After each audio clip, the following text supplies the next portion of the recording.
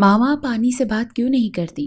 میرے اور صبا کے رشتے کے لیے 2 سالوں سے آپ کو بتا رہا ہوں مجھے صبا پسند ہے، اس سے پہلے کسی اور کا رشتہ نہ آ جائے، آپ پلیز ان سے بات کریں نا۔ ثنا بیگم حیرت سے اپنے بیٹے شہریار کی آواز سن رہی تھی جو لندن سے بیٹھا ان کو کال پر بتا رہا تھا اپنے دل کا معاملہ۔ وہ تو صبا اور اسے ایک ساتھ سوچ بھی نہیں سکتی تھی، کیونکہ کہاں ان کا خوبصورت اور خوبرو بیٹا اور کہاں وہ معمولی سے نین نقوش والی سانولی رنگت والی صبا۔ وہ ڈاکٹر ہے تو کیا، پر خوبصورت تو نہیں تھی۔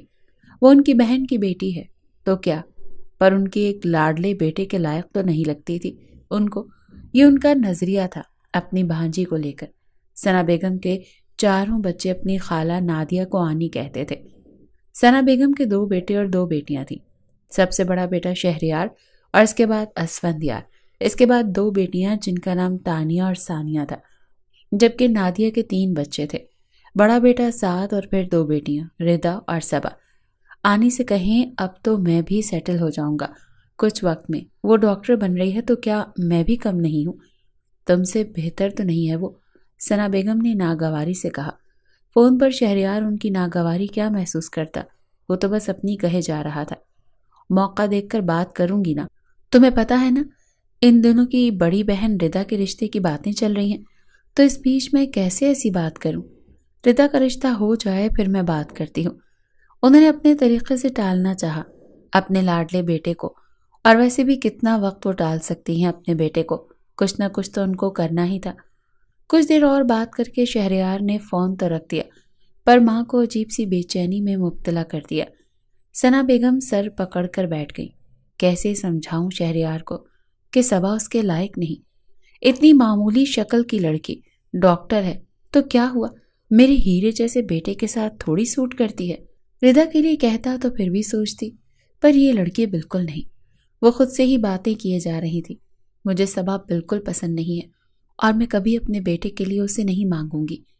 اتنی ضدی اور خودسر لڑکی ہے یہ، اور اوپر سے معمولی شکل و صورت۔ ثنا بیگم کے لیے خوبصورتی بہت میٹر کرتی تھی۔ ان کے 3 بچے بے انتہا خوبصورت تھے، پر اسفندیار ان سے کچھ کم تھا۔ اسفند کی سرخ اور سفید رنگت نہیں تھی، گندمی رنگت اور معمولی نین نقش۔ وہ بالکل اپنے باپ پر گیا تھا۔ ثنا بیگم کے لیے حسن بہت معنی رکھتا تھا۔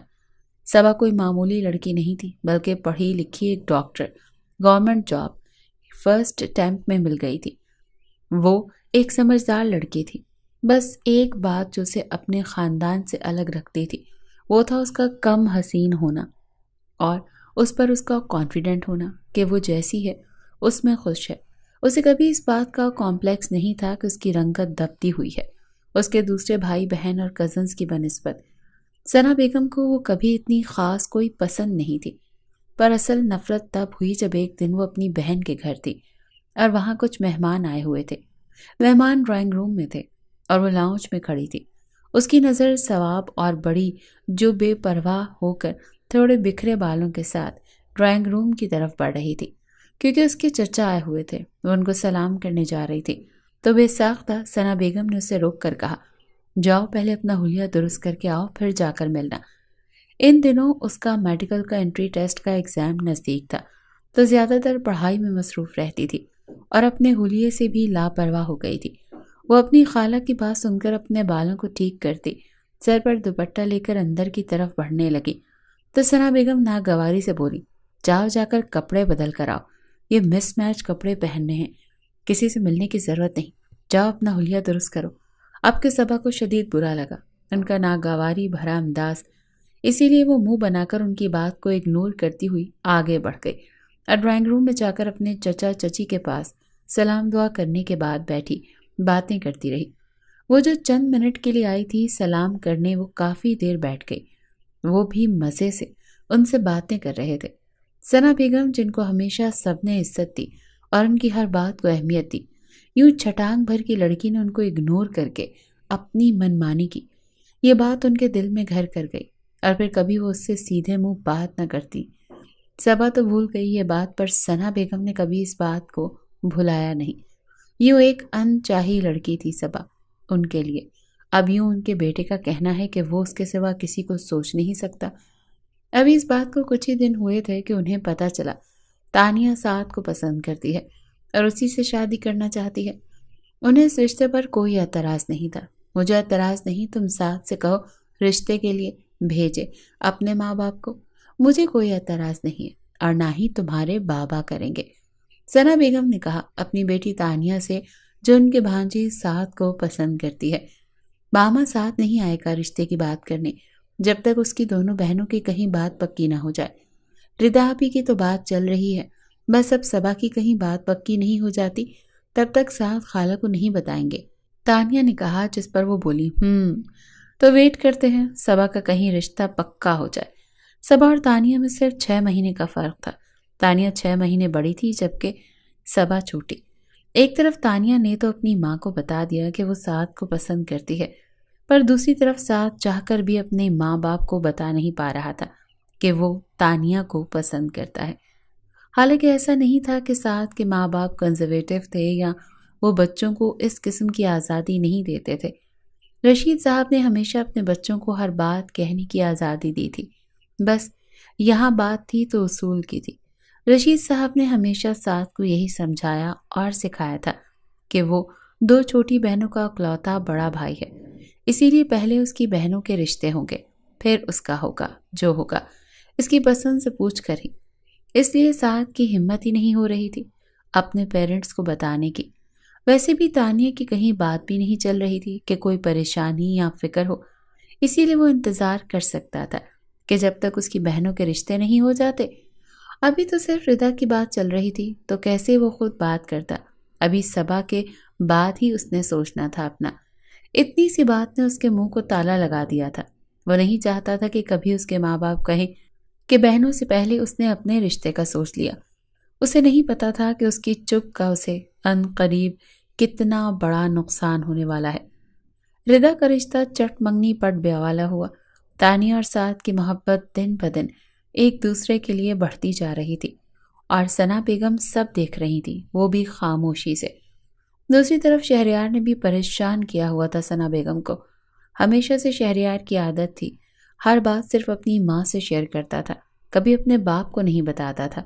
سبحان صاحب نے اپنے سارے معاملات ثنا بیگم کے حوالے کر رکھے تھے، کیونکہ وہ ہمیشہ ہر مسئلہ بہتر طریقے سے ہینڈل کرتی تھی، اور جہاں تک بیٹے بیٹیوں کے رشتوں کے معاملات تھے وہ بھی اب تک ثنا بیگم کے ہاتھ میں ہی تھے۔ ردا کی شادی میں تانیہ نے بڑھ چڑھ کر حصہ لیا تاکہ وہ اپنی خالہ کے دل میں اپنے لیے مقام بنا سکے، اور سعد بھی اس کی ان کوششوں سے خوش تھا۔ ان کی محبت پروان چڑھ رہی تھی ان دنوں۔ ردا کی شادی میں ہی ان کی چاچی ساس کو صبا بہت پسند آ گئی اور سعد بھی انہیں اچھا لگا۔ ردا کے ولیمے کے دن انہوں نے رشتہ مانگ لیا، صبا کا اور سعد کا اپنے بیٹے اور بیٹی کے لیے، مطلب وٹے سٹے کا رشتہ جوڑنے کے لیے۔ رشید صاحب کو وٹے سٹے پر تو اعتراض تھا، لڑکا کنسلٹنٹ تھا، کنسلٹنٹ بہروز امریکہ میں سیٹل تھا، ایسے رشتے کو انکار کرنا کوئی کفران نعمت ہی تھا، اسی لیے انہوں نے وٹے سٹے کا سوچنا شروع کر دیا۔ ڈاکٹر بیٹی کے لیے ڈاکٹر شوہر ملنا کسی نعمت سے کم نہ تھا ایک باپ کے لیے، اسی لیے اپنے اصولوں کو سائڈ پر رکھ کر انہوں نے اس رشتے کو ایکسیپٹ کرنے کا فیصلہ کر لیا۔ آخرکار کافی سوچنے کے بعد انہوں نے اپنے بیٹے سے بات کرنے کا فیصلہ کیا، اور جب انہوں نے سعد کو بتایا تو سعد ان کو کچھ بھی کہہ نہ سکا۔ اتنا بہترین رشتہ کون اپنی بہن کے لیے نہیں چاہتا، تو سعد بھی سوچنے پر مجبور ہو گیا۔ ڈاکٹر بہروز سے بات کرنے کے بعد تو سعد بالکل چپ ہو گیا، کیونکہ ڈاکٹر بہروز ایک بہترین انتخاب لگے صبا کے لیے۔ ایک بھائی کی نظر سے سعد چاہ کر بھی انکار نہ کر سکا اور اپنی محبت سے دستبردار ہونے کے لیے تیار ہو گیا۔ اگلے دن سعد تانیہ سے ملا اور اس سے معذرت کر لی اور کہا، اگر ہو سکے تانیہ تو مجھے معاف کر دینا، میں چاہ کر بھی انکار نہیں کر پاؤں گا۔ سعد ایک بہترین بھائی ہے، یہ ثابت کر دیا تھا اس نے، اسے خود سے زیادہ اپنی بہن کی فکر تھی۔ تانیہ کے آنسو بھی اس کا دل نہ پگھلا سکے، اس نے اسے سب کچھ یاد دلانا چاہا اور اس نے کسی طرف دھیان نہیں دیا اور ایک ہی بات پر ڈٹا رہا۔ تانیہ نے اپنی محبت کے بہت واسطے دیے پر سعد کی نہ ہاں میں نہ بدلی۔ آخرکار وہ روتے ہوئے وہاں سے چلی گئی۔ تانیہ اداس سی گھر میں داخل ہوئی، اپنی ماں کے گلے لگ کر بے انتہا روئی تھی اور اپنی ماں کو سب بتایا۔ ماما، سعد نے رشتے کے لیے ہاں کر دی ہے اور آپ نے کچھ بھی نہیں کیا۔ اس نے اپنی ماں سے شکوہ کیا تو کیا سعد اپنے ماں باپ کو کچھ نہیں بتا رہا؟ انہوں نے پوچھا۔ اس نے ساری بات اپنی ماں کو بتا دی جو سعد نے اس سے کی تھی۔ سعد اپنی بہن کا سوچ رہا تھا اور اپنے ماں باپ کا اتنا خیال کر رہا ہے، اور ایک تم ہو جو اپنی ماں سے بدتمیزی کر رہی ہو اس سعد کے لیے۔ وہ غصے سے بولی تھی۔ جواب میں اس نے پرسکون ہو کر کہا، سعد کی مرضی جو کرے، اور میں اس کے بغیر نہیں رہ سکتی، اور آپ وہی کریں گے جو میرے لیے میرے حق میں بہتر ہوگا۔ سعد کو کیوں دیکھ رہی ہیں؟ مجھے دیکھیں، اور میری خوشی دیکھنی چاہیے آپ کو۔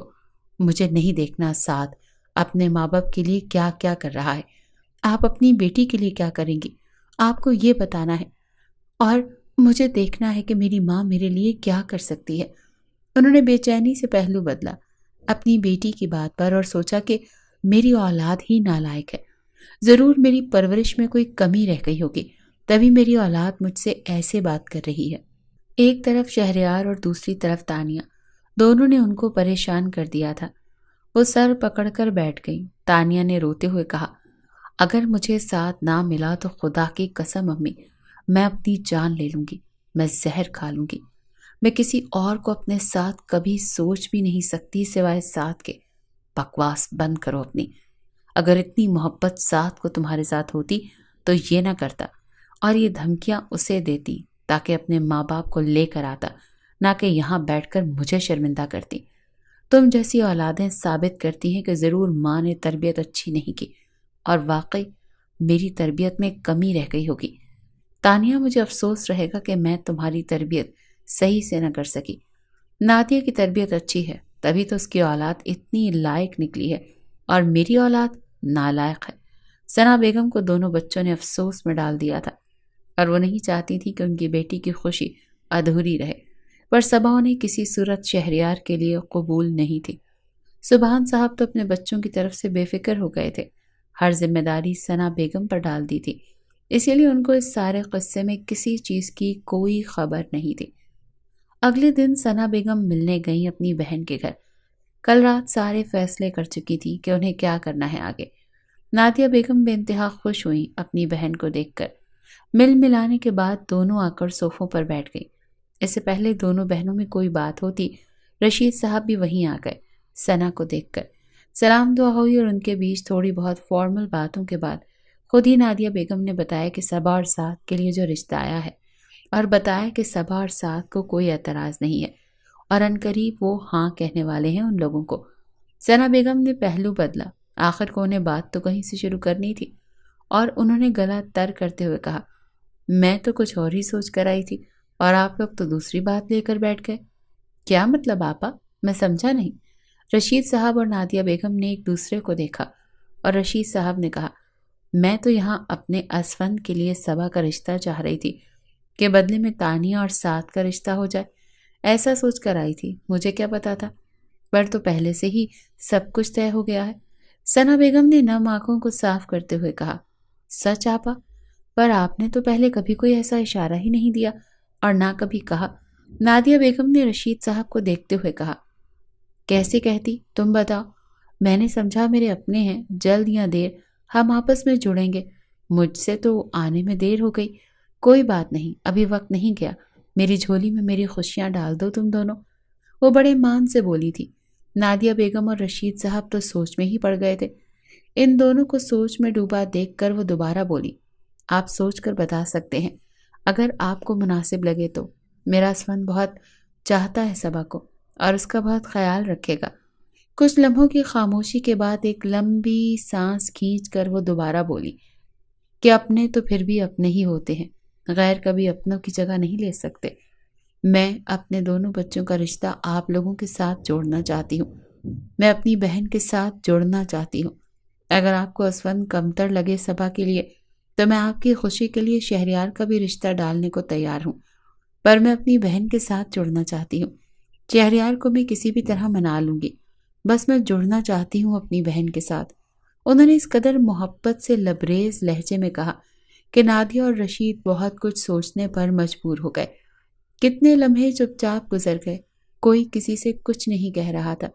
ثنا بیگم نے اپنے چہرے پر دکھ اور اذیت کے تاثرات تھے، اور بڑی آس سے رشید صاحب کو دیکھ رہی تھی، پر کچھ کہہ نہیں رہی تھی۔ خاموشی کے لمحوں کو رشید صاحب کی گھمبیر آواز نے توڑا اور انہوں نے ایک لمبی سانس کھینچ کر کہا، آپا مجھے کوئی اعتراض نہیں ہے اس رشتے پر، آپ جب چاہیں سبحان بھائی کے ساتھ آ کر رشتہ مانگ سکتے ہیں۔ ثنا بیگم نے جھجکتے ہوئے کہا، میرے دونوں بیٹے حاضر ہیں، آپ جس کے لیے کہیں گے ہم اسی کا رشتہ ڈالیں گے۔ میرا جو بیٹا آپ کو اپنی فرزندی میں قبول ہو آپ بتائیں۔ انہوں نے انتہائی چالاکی سے بال ان کے کوٹ میں ڈال دی۔ اب ان کی ساری سانسیں رشید صاحب کی ہی بات پر اٹکی ہوئی تھی، کیونکہ آخری فیصلہ تو اب ان کے ہاتھ میں تھا۔ شہریار یقیناً بہترین انتخاب ہو سکتا ہے، پر اسفند بیٹا میری بیٹی کو چاہتا ہے، اسی لیے میں اسی کے لیے آپ کو ہاں کروں گا۔ وہ اپنی چال میں پوری طرح کامیاب ہو چکی تھی۔ اسی وقت رشید صاحب نے کہا کہ نادیہ، آپ کو تو کوئی اعتراض نہیں ہے؟ نادیہ بیگم نے محبت سے اپنے شوہر کو دیکھا اور اپنی بہن کو دیکھ کر کہا، مجھے کوئی اعتراض نہیں اس رشتے پر، ہم دونوں بہنیں سدا کے لیے جڑ جائیں، اس سے اچھی اور کیا بات ہوگی۔ ثنا بیگم اپنی چالاکی کی وجہ سے بہت خوش تھیں۔ انہوں نے اپنی حاضر دماغی سے صبا اور اسفند کو جوڑ دیا تھا اور اپنے بیٹے شہریار کو صبا سے دور رکھنے میں کامیاب ہو گئی تھی۔ دونوں انہی کے بیٹے تھے، پر دونوں کے لیے ان کی سوچ الگ تھی۔ ایسا نہیں تھا کہ وہ اسفند سے محبت نہیں کرتی تھی، وہ ماں تھی، وہ اپنے اس بیٹے سے بھی بہت محبت کرتی تھی، بس شہریار کی بات الگ تھی۔ یہ تھا کہ شہریار ان کا بے انتہا لاڈلا اور خوبصورت بیٹا تھا، اسفند سے زیادہ ہینڈسم اور اس سے زیادہ پڑھائی میں ہمیشہ فوکس رہا تھا۔ اسفند باپ کا بزنس ہوتے ہوئے جاب کر رہا تھا، جبکہ شہریار کی سوچ یہی تھی کہ وہ اپنا بزنس اسٹیبلش کرے گا، ساتھ ہی ساتھ باپ کا بھی وقت آنے پر سنبھال لے گا، جبکہ اسفند اپنی 9 to 5 جاب میں خوش رہتا تھا۔ شہریار کا یہی خیال تھا کہ فی الحال وہ بھلے اپنی جاب کرے، پر وقت آنے پر وہ اسے بزنس میں بھی انوالو کرے گا، کیونکہ یہی ان کا اصل تھا۔ شہریار اپنے بھائی سے بے انتہا محبت کرتا تھا۔ ثنا بیگم کا اگلا مرحلہ شہریار کو اپنی بات سے ہٹانا تھا، اور جو ان کے لیے مشکل نہ تھا۔ ان کو کیا کرنا تھا وہ پہلے ہی سوچ چکی تھی۔ یہ سب کرتے ہوئے ایک دفعہ بھی ثنا بیگم کو خیال نہیں آیا کہ ان کے بیٹے کے دل پر کیا بیتے گی۔ بس اپنی ایک ضد اور انا کے لیے وہ دو بھائیوں کی زندگی خراب کر رہی تھی اور دونوں کو ایک دوسرے کے مقابل کھڑا کرنے جا رہی تھی۔ گھر آ کر ثنا بیگم نے تانیہ کو ساری بات بتائی اور اس سے کہا کہ اب تو خوش ہونا۔ ماما، آپ نے ایسے کیسے اسفند بھائی کے رشتے کی بات کی؟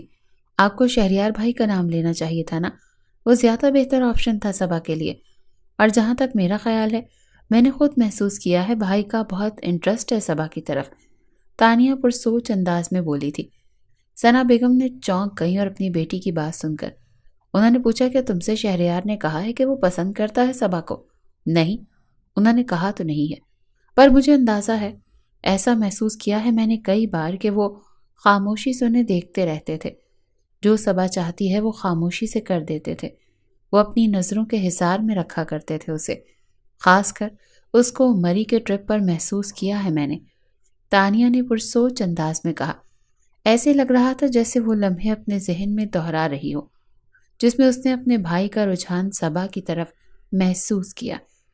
ثنا بیگم نے شکر کا سانس لیا، کیونکہ انہیں لگا اگر تانیہ کو پتا ہے تو اس کا مطلب ایسا نہ ہو کہ شہریار نے اسفند کو بھی بتا دیا ہو اپنی پسند کا، پھر تو ان کی بنی بنائی بات ہی بگڑ جائے گی۔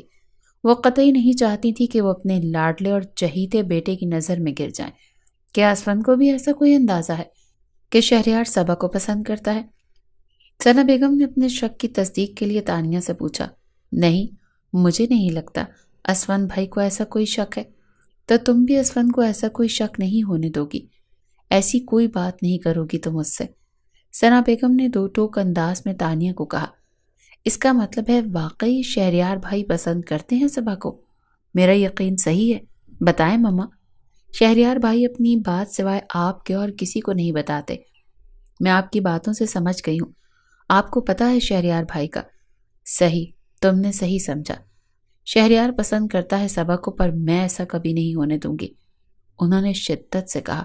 کیوں ماما؟ کیوں آپ اپنے بیٹے کی دشمن بن رہی ہیں؟ پلیز ماما ایسا نہ کریں، تانیہ نے میرے ہیرے جیسے بیٹے کے لیے اتنی معمولی لڑکی کبھی پسند نہیں ہو سکتی، کتنی تیز خود پرست اور انا پرست لڑکی ہے، میرے شہریار کو مجھ سے دور کر دے گی، اور میں ایسا نہیں ہونے دوں گی، شہریار دیوانہ ہے اس لڑکی کا، اور یہ ایسی لڑکیاں مردوں کو خوب اپنی انگلیوں پر نچانا جانتی ہیں۔ انہوں نے پرسوچ انداز میں کہا، ماما کیسی باتیں کر رہی ہیں آپ؟ میں نے تو آج تک کبھی صبا میں ایسی کوئی بات نہیں دیکھی ہے۔ وہ بے انتہا سوبر اور بہت اچھی لڑکی ہے۔ جہاں تک ظاہری حسن کی بات ہے وہ کم ہے تو کیا، وہ بہت زیادہ عقل مند ہے، شہریار بھائی کو سوٹ کریں گی۔ اس کی عقل مندی سے تو ڈرتی ہوں کہ یہ شہریار کو اپنی مٹھی میں کر لے گی، اور شہریار تو ہے ہی اس کا دیوانہ، ہم سے دور کر دے گی منٹوں میں۔ تو پھر آپ اسون بھائی کا رشتہ کیوں کر رہی ہیں؟ وہ بھی تو آپ کا بیٹا ہے، اسے بھی تو وہ مٹھی میں کر لے گی۔ میری سمجھ میں تو نہیں آئی آپ کی بات۔ تانیہ نے اپنے ذہن میں مچلتا سوال پوچھا۔ سدا کی بے وقوف ہو، تمہارا دماغ تو بس 7 تک ہی رہے گا، اس سے آگے تم سوچ لو، ناممکن ہے یہ۔ سیدھی سی بات ہے، شہریار تو اس کی مٹھی میں آ سکتا ہے، پر اسون کیوں آئے گا؟ کیونکہ اسون کو تو پہلے ہی میں اپنے طریقے سے سمجھا دوں گی کہ بیوی کو کیسے رکھنا ہوتا ہے۔ دوسری بات، اب میں ایسی کیسے بیٹی کی ماں ہو کر خود اپنی بیٹی کا رشتہ ان کے آگے تھالی میں پیش کرتی تاکہ ساری عمر میری بیٹی کی عزت 2 کوڑی کی رہے اس کے سسرال میں اور اس کی نظر میں۔ ایسا تو میں مر کر بھی نہ کروں۔ تانیہ، یہ باتیں تم نہیں سمجھتی، پر میں ماں ہوں، میں سمجھتی ہوں۔ ثنا بیگم نے بات کو گہرائی سے تول کر اپنی بیٹی کو سمجھایا۔ تانیہ کتنے ہی لمحے چپ رہ گئی، یہ سوچ کر کہ اگر اس کی ماں واقعی خالی اس کا رشتہ مانگتی تو کتنی سبکی ہوتی۔ انہوں نے اس کے ساتھ بھائی کا نام لے کر بات کو ہی انمول کر دیا۔ وزن دے کر اب کیسے منائیں گی شہریار بھائی کو آپ؟ تانیہ نے پوچھا گہرائی سے سوچتے ہوئے۔ وہ سوچ لیا ہے میں نے، پر ایک بات کا وعدہ کرو، تم اپنی زبان نہیں کھولو گی چاہے کچھ بھی حالات ہو جائیں، سمجھی؟ تم میری بیٹی ہو، میرا ساتھ دو گی، جس طرح تمہاری خوشی کے لیے میں نے یہ سب کچھ کیا، اب تم بھی چپ رہ کر میرا ساتھ دو گی، سمجھی؟ ثنا بیگم نے سخت لہجے میں کہا، جس پر وہ بولی، جی ماما، میں آپ کے ساتھ ہی ہوں۔ حقیقت میں تانیہ کو یہ بات اتنی پسند بھی نہیں آ رہی تھی، اور پتہ نہیں کیوں وہ خود کو اتنا مجبور پا رہی تھی اپنی ماں کا ساتھ دینے پر۔ اپنی ماں کو اکیلا نہیں چھوڑ سکتی تھی اب اس موڑ پر، اسے ان کا ساتھ دینا ہی تھا۔ کچھ دیر خاموشی کے بعد تانیہ نے کہا، ماں پھر بھی سوچ لیں، مجھے نہیں لگتا کہ آپ صحیح کر رہی ہیں۔ شہریار بھائی کی خوشی کیوں خراب کریں؟ شہریار بھائی کو ان کی محبت مل سکتی ہے تو مل جانے دیں۔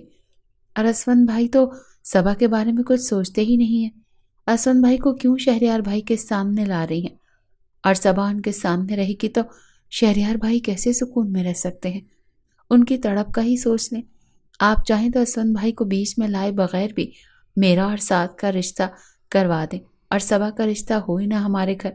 ایسا کچھ نہ کریں آپ، شہریار بھائی کو تکلیف ہو، یہ بھی مجھ سے برداشت نہیں ہوگا۔ ایسا نہیں ہو سکتا اب ان حالات میں، حالات ایسے بن گئے ہیں۔ ثنا بیگم نے اسے تفصیل سے سمجھایا، یہ کہہ کر، نہیں میری جان، اب یہ ممکن نہیں، ورنہ میں خود کہاں صبا کو اپنی بہو بنانا چاہتی ہوں، پر اب مجبوری ہے، بنانا ہی پڑے گا، کیونکہ وہاں وٹے سٹے میں رشتہ ہو رہا تھا۔ اگر میں وٹا سٹا نہ مانگتی تو رشید بھائی قطعی نہ مانتے۔ ماما آپ سب کچھ کر سکتی ہیں، تانیہ نے یقین سے کہا۔ بس تم ایک کام کرو، اب چپ رہنا، جیسے میں جو کرتی جاتی ہوں خاموشی سے دیکھتی رہنا، اور کسی بات سے کچھ بھی مت کہنا۔ ثنا بیگم نے اس کی بات کو انسنا کر کے اپنی کہی تھی۔ تانیہ سمجھ چکی تھی کہ اب اپنی ماں کو اس بات سے ہٹانا ناممکن ہے، جو وہ سوچ چکی ہیں وہی کر کے رہیں گی۔ ایسا نہ ہو وہ میرے کچھ کرنے سے میرا بھی رشتہ خراب ہو جائے، میرا چپ رہنا ہی بہتر ہے، اور جو ماں کرتی رہیں گی اس میں میں کچھ نہیں بولوں گی۔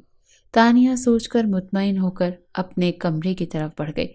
اسی رات سبحان صاحب کو ثنا بیگم نے رشتے کا بتایا، اور انہوں نے تھوڑا اعتراض کیا وٹے سٹے پر، مگر پھر وہ مان گئے، کیونکہ انہیں ثنا بیگم نے اچھی طرح مطمئن کر لیا تھا۔ گھر کے سارے میٹرز ہمیشہ سے وہ اچھی طرح سے ہینڈل کرتی آ رہی تھی، اور اسی لیے سبحان صاحب کو گھر کی طرف سے اطمینان رہتا تھا، اور وہ مطمئن رہتے ان کے ہر فیصلے سے۔ اگلے دن انہوں نے اسون کو مطمئن کرنے کے لیے یہ سمجھایا کہ انہوں نے اس کی جھوٹی محبت کی بات اس لیے کی تاکہ سعد اور تانیہ کا رشتہ ہو سکے۔ ثنا بیگم نے غلط بیانی سے کام لیا اسون کے سامنے، اور اس طرح مطمئن کیا اپنی بہن کے لیے قربانی دے، اس کی خوشی کے لیے۔ اسون اس رشتے کے لیے راضی صرف اپنی بہن تانیہ کی وجہ سے ہوا تھا، ورنہ اس کا کوئی رجحان نہیں تھا صبا کی طرف۔ ثنا کے کہنے پر ہی اسفند نے شہریار اور سبحان صاحب سے کہا کہ وہ صبا سے محبت کرتا ہے، اس کے بغیر مر جائے گا۔ یہ سب اس نے اس لیے کہا تھا کہ ثنا بیگم نے اسے بتایا تھا کہ اعتراض صرف شہریار اور سبحان صاحب کو ہے، اس وٹے سٹے کے رشتے کی وجہ سے۔ صرف اسفند کو پتا تھا کہ تانیہ سعد سے محبت کرتی ہے، اس کے بغیر مر جائے گی، اور یہ بات ثنا بیگم نے اور کسی کو نہیں بتائی، اور اسفند صرف اپنی بہن کے لیے قربانی دے رہا تھا۔ دوسری طرف اگلی رات کال پر بات کرتے ہوئے ثنا بیگم شہریار سے کچھ یوں کہہ رہی تھی: شہریار بیٹا، میں نے سوچ لیا ہے کہ میں تمہارا اور تانیہ کا رشتہ لے کر جاؤں اپنی بہن کے گھر۔ وہ لوگ نہیں مانیں گے، صرف تمہارے لیے مانگا تو اب وٹا سٹا کرنا ہی پڑے گا، اور میں نے تانیہ کو تمہارے لیے سمجھا لیا ہے۔ ثنا بیگم نے بات میں ایسا تاثر پیدا کیا جیسے تانیہ کو مجبوری میں منایا جا رہا ہو اپنے بھائی کے لیے قربانی دینے کے لیے۔ تانیہ پاس ہی بیٹھی تھی، ماں کے جانے کیوں اس کے دل سے ایک ہوک سی اٹھی۔ یہ سب سنتے ہوئے اس کا دل کانپا، لمحے بھر کو یہ سوچتے ہوئے کہ اتنا دور اکیلا میرا بھائی بیٹھا ہے، پتہ نہیں اسے کتنا مشکل ہوگا سہنا یہ سب، پر وہ خود کو بے انتہا مجبور اور رسیوں میں جکڑا محسوس کر رہی تھی، کیونکہ وہ چاہ کر بھی اپنی ماں کی حقیقت اپنے بھائی کو نہیں بتا سکتی تھی، اور کیسے بتاتی کہ وہ اپنی خوشی کے لیے اپنے بھائی کی خوشی چھین رہی ہے۔ سب سے زیادہ تکلیف تو یہ سوچ کر ہو رہی تھی جب بھائی لندن سے واپس آئے گا اور صبا کو روز بروز گھر میں چلتا پھرتا دیکھے گا تو اس پر کیا گزرے گی۔ اصل اذیت تو وہ ہوگی شہریار کے لیے، بھابھی کے روپ میں اپنی پہلی محبت کو دیکھنا، اپنی خوشی کے لیے اپنے بھائی کو آزمائش میں ڈالنا۔ تانیہ کے لیے خود کسی اذیت سے کم نہ تھا۔ اپنی ماں کی بات سن کر اچانک شہریار نے کہا: ماما، آپ میری جگہ اسفند کا رشتہ لے کر جائیں صبا کے لیے۔ اتنا کہہ کر وہ اپنی سانسیں روک گیا، کیونکہ اس سے بڑا کوئی درد تھا ہی نہیں اس کے لیے۔ یہ کیا کہہ رہے ہو بیٹا؟ ایسا کیسے ہو سکتا تھا؟ ثنا بیگم نے اپنی آواز میں دکھ سما کر کہا، جبکہ اندر سے وہ خوش تھی کہ آخرکار وہ اسے صبا سے دور کرنے میں کامیاب ہو گئی۔ یہ ان کی جیت ہی تو تھی کہ وہ خود اپنی زبان سے اسفند اور صبا کے رشتے کی بات کر رہا تھا۔ ماما، آج کے بعد آپ اس کا ذکر نہیں کریں گی کسی سے بھی، اور ویسے بھی میرے لیے سب سے بڑھ کر اپنے بھائی کی خوشی ہے۔ بھائی کی خوشی سے بڑھ کر میرے لیے کچھ بھی نہیں ہے۔ آپ بھول جائیں کہ میں نے کبھی آپ سے کہا تھا کہ مجھے صبا پسند بھی ہے۔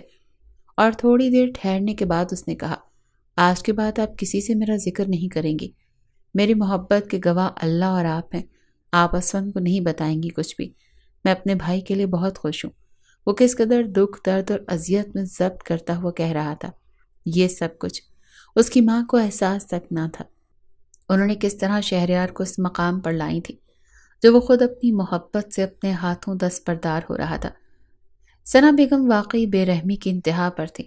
انہیں کیا پتا کتنے گھنٹے وہ کون کون سی سڑک پر اکیلا روتا رہا اپنی محبت کا ماتم کرتے ہوئے، پھر کتنے دن بیمار رہا، وہ بے خبر رہی۔ ثنا بیگم کو تو صرف اپنی خوشی نظر آ رہی تھی، جیسا وہ چاہ رہی تھی سب کچھ ویسا ہو رہا تھا، پر اس میں ایک شخص تھا جو تڑپ رہا تھا، رو رہا تھا، اور یہ عورت دعوے دار تھی کہ وہ سب سے زیادہ اپنے اسی بیٹے سے محبت کرتی ہے۔ کیا محبت اتنی خود غرض ہو سکتی ہے؟ وہ بھی ایک ماں کی محبت؟ بے شک وہ خود غرضی کی انتہا پر تھی۔ 2 مہینوں میں اسفند اور صبا، سعد اور تانیہ کی منگنی ہو گئی، اور 1 مہینے کے بعد شادی کی تاریخ فکس ہوئی تھی۔ مایوں مہندی کے بعد اگلے دن رات کو پہلے سعد اور تانیہ کا نکاح ہوا، اور پھر اسفند اور صبا کا۔ صبا ملک ولد رشید ملک، آپ کا نکاح اسفند یار ملک ولد سبحان ملک سے کیا جاتا ہے۔ سکہ راج الوقت، 5 لاکھ حق مہر، قبول ہے آپ کو؟ ٹوٹ کے بکھرنا کیا ہوتا ہے، آج اس نے جانا۔ ماں باپ کا مان بیٹی ہی رکھتی ہے، قبول ہے؟ دوبارہ پوچھنے پر قبول ہے، دوبارہ پوچھنے پر قبول ہے۔ مشکل گھڑی آ گئی تھی اور اسے پار کرنا تھا، اور اسے یقین تھا کہ وہ سمجھوتا کر لے گی۔ صبا کے لیے یہ رشتہ صرف ایک سمجھوتا ہی تھا۔ محبت تو نصیبوں سے ملتی ہے، اور وہ سمجھ گئی تھی کہ وہ اتنی خوش نصیب نہیں کہ اسے اس کی محبت ملتی، وہ تو شاید اتنی بد نصیب ٹھہری کہ اس کا آخری دیدار بھی نہ کر سکی۔ شاید یہ ملال اسے تا عمر رہنا تھا۔ ڈیئر بیسٹی، اب تمہارے منہ سے جہان سکندر کا نام نہ نکلے، بھول جاؤ اسے، اس کے نام کو۔ اسفند ملک ہی تمہاری حقیقت ہے، اور تمہیں اس کے ساتھ ہی رہنا ہے۔ صبا ملک سوائے ضبط کے کر ہی کیا سکتی تھی، اسی لیے وہ خاموش چپ چاپ اپنی دوست سارا کی باتیں سن رہی تھی جو اسے شادی سے کئی دن پہلے کہی تھی۔ اس نے اپنی دوست کی نصیحتوں کو یاد کیا۔ وہ اب کافی دیر سے سیج پر بیٹھی تھی اور اپنے شوہر کا انتظار کر رہی تھی۔ سارا اور اس کی نند تانیہ اسے بٹھا کر جا چکی تھی۔ ابھی تو ضبط کے کڑے مراحل سے اسے گزرنا تھا، ابھی تو ٹوٹ کر اسے جوڑنا تھا۔ زندگی آسان نہ تھی، پر وہ اسے مشکل بھی نہیں بنانا چاہتی تھی، تو کمال ضبط سے اس نے کام لیا تھا۔ دل کا کسی اور کے نام پر دھڑکنا، اور روح کا کسی اور کا ہونا، اور جسم کسی اور کے حوالے کرنا، اور اپنی سوچوں میں بھی اب اپنے شوہر کو رکھنا مشکل نہیں تھا تو اور کیا تھا۔ دروازہ ایک جھٹکے سے کھلا اور وہ اپنی سوچوں سے باہر نکل آئی، اور اب اسے پورے دل سے اپنے شوہر کو خوش آمدید کہنا تھا۔ السلام علیکم، اسود نے دھیمی آواز سے سلام کیا۔ وعلیکم السلام، اس نے بالکل دھیرے سے جواب دیا۔ کیسی ہیں آپ؟ ٹھیک، وہ مختصر جواب دے کر نظریں جھکا گئی۔ اس کا ہاتھ پکڑ کر اسود نے اپنے سینے پر رکھا۔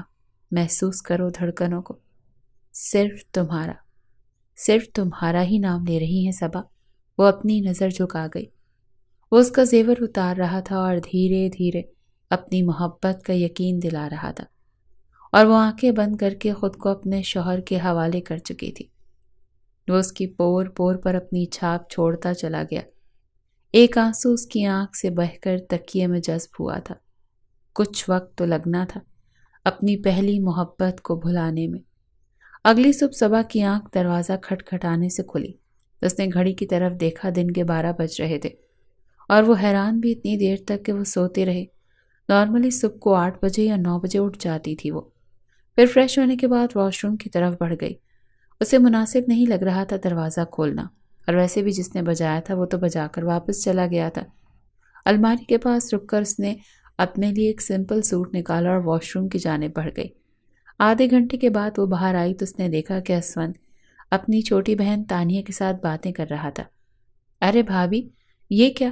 آپ نے سمپل سوٹ پہنا ہے، شادی کا پہلا دن ہے، آپ کو تو کوئی ہیوی سا ڈیزائنر سوٹ پہننا چاہیے، ثانیہ نے چہکتے ہوئے کہا۔ اسے اپنی پیاری سی کزن بھابھی کے روپ میں بہت پسند تھی۔ میں تو سمپل سوٹ پہنتی ہوں، تمہیں بتا دو کون سا پہنوں، جو نکالو گی وہ پہن لوں گی، صبا نے سادگی سے کہا۔ وہ تھی اتنی سادہ نیچر کی، کسی کی بات کا برا نہیں مانتی تھی۔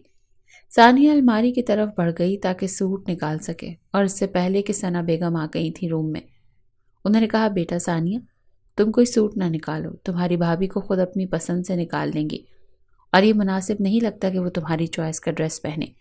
ثانیہ رکی اور ان کی بات سن کر اسی وقت جلدی سے صبا نے کہا، نہیں، میں تمہاری چوائس کا ہی سوٹ پہن لوں گی۔ اسود نے بھی یہی بات کہی۔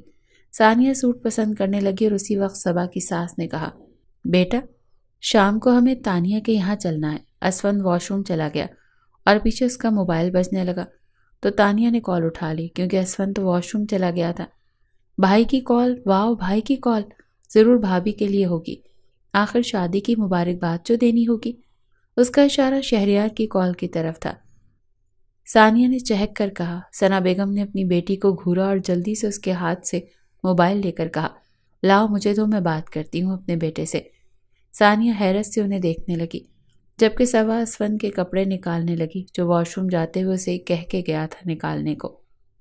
اس کی شادی کو پورے 2 ہفتے ہو چکے تھے، اور ان 2 ہفتوں نے ساری دعوتیں اٹینڈ کی تھی رشتہ داروں کی۔ تم کب سے ڈیوٹی جوائن کر رہی ہو؟ اسود نے لیٹتے ہوئے پوچھا۔ وہ اس کی طرف ہاتھ بڑھا کر اپنے پہلو میں اسے گرا چکا تھا۔ کل سے جانا ہے، صبا نے کہا۔ تم مجھے اب بتا رہی ہو، جبکہ تمہیں تو پہلے ہی مجھے بتا دینا چاہیے تھا۔ یہ بھی میں نے پوچھا ہے تبھی تم نے بتایا، ورنہ تمہیں تو بتانے کی فرصت ہی نہیں۔ صبا، اس طرح کی حرکتیں مجھے نہیں پسند، مجھے ہر بات وقت سے پہلے بتا دیا کرو، نہ کہ میرے پوچھنے پر بتاؤ۔ تمہیں ہر کام میری مرضی کے حساب سے کرنا چاہیے، سمجھی؟ وہ حیران تھی اس کی ناگواری والے انداز کو دیکھ کر۔ اتنی سی بات پر وہ اس بری طرح اسے جھڑکے گا، اس نے کبھی سوچا بھی نہیں تھا۔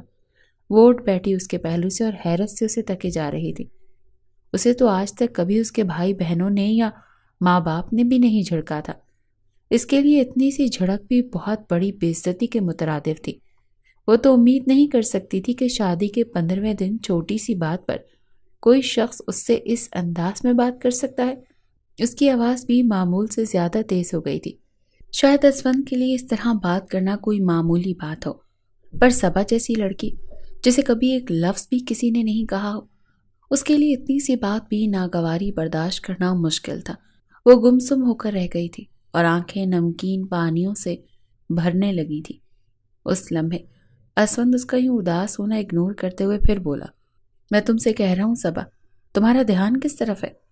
آئندہ سے تم اس بات کا دھیان رکھنا اور دوبارہ یہ غلطی نہ ہو۔ اسفند کی گرفت اس کے بازو پر سخت ہوئی کیونکہ وہ اپنا رخ موڑ چکی تھی اور اس سے برداشت نہیں ہوا اس کا یوں منہ موڑنا۔ اپنی بیوی کا یہ ری ایکشن اسے پسند نہیں آیا تھا۔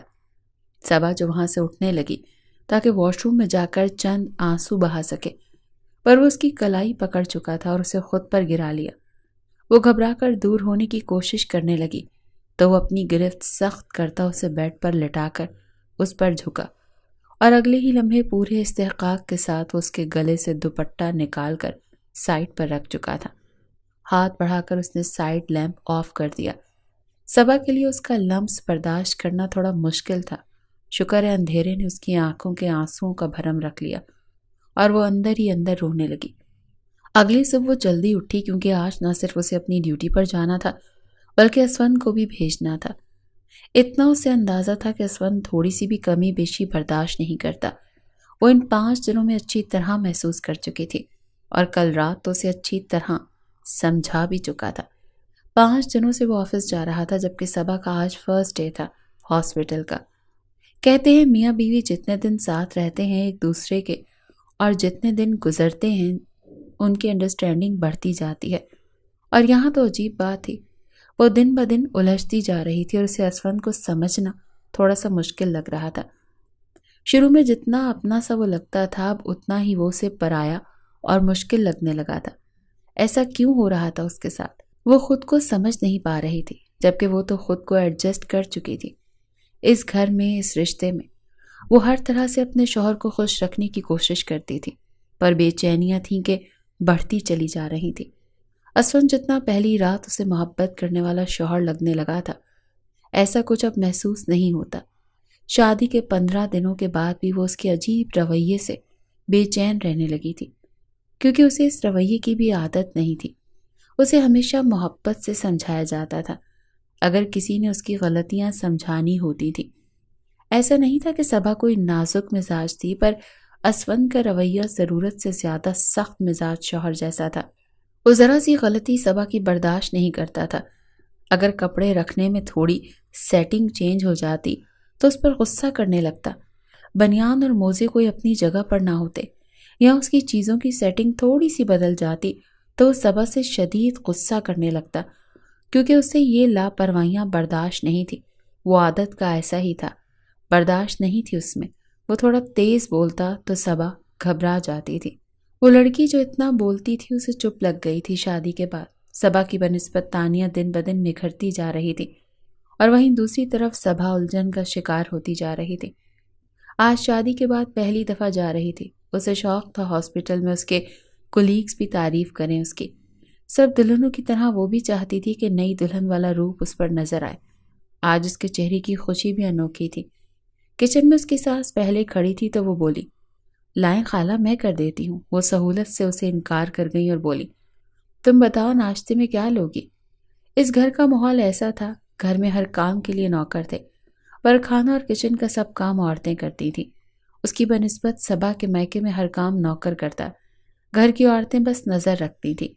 کل ہی رات صبا سے کھیر بنوائی گئی تھی تاکہ اب وہ کچن کے کام میں مدد کروا سکے اپنی ساس کی۔ جو بنائیں گی ہم کھا لیں گے خالہ۔ وہ اب ان کی ہیلپ کے لیے کھڑی تھی۔ بیٹا تم اسفند کے پاس جاؤ، اس کی ہیلپ کرو اور خود بھی ریڈی ہو جاؤ، تم کو بھی تو جانا ہے، انہوں نے مصروف انداز میں کہا۔ جی خالہ، یہ کہہ کر وہ اوپر روم میں آ گئی۔ اسفند شیشے کے سامنے کھڑا ہو کر تیار ہو رہا تھا۔ ناشتہ بنا لیا تم نے؟ اس نے بال بناتے ہوئے پوچھا۔ خالہ بنا رہی ہیں، وہ سادگی سے بولی تھی۔ وہ واش روم کی طرف بڑھنے لگی اپنے کپڑے لے کر۔ اسفند کے کپڑے وہ رات نکال کر پھر سوئی تھی۔ یہ کام تمہارا ہے، امی نہ کریں آئندہ، میرے سارے کام تم کرو، کپڑے سے لے کر کھانا اور جوتے پالش رات میں کر دیا کرو، وہ روب سے بولا تھا۔ وہ اسے چند لمحے دیکھتی رہ گئی اور پھر ضبط سے بولی، جی آئندہ کر دوں گی، صبا نے کہا اور واش روم کی طرف بڑھی۔ یار مجھے ریپیٹ کرنا پسند نہیں، اس بات کا خیال رہے، وہ تنبیہ انداز میں بولا جس پر وہ بولی جی خیال کروں گی۔ اسفند اور اس کی امی ہر معاملے میں ایسے تھے جیسے ان کا کہا آخری ہو، یا ایک دفعہ کے بعد دوسری دفعہ کہنا ان لوگوں کی توہین ہو۔ وہ جلدی جلدی تیار ہو رہی تھی کیونکہ اسے نکلنا تھا ہاسپٹل کے لیے۔ واقعی شادی کے بعد بہت زندگی بدل جاتی ہے۔ وہ جو ہر چیز ہر کام ٹائم پر کرتی تھی، آج ہر کام میں وہ لیٹ ہوتی جا رہی تھی۔ وہ گاڑی میں بیٹھی یہی سوچ رہی تھی کہ کیا زندگی ہوتی جا رہی ہے، ہر وقت کھل کھلانا، زندگی کو انجوائے کرنا، ساری خوابی باتیں رہ گئی ہیں۔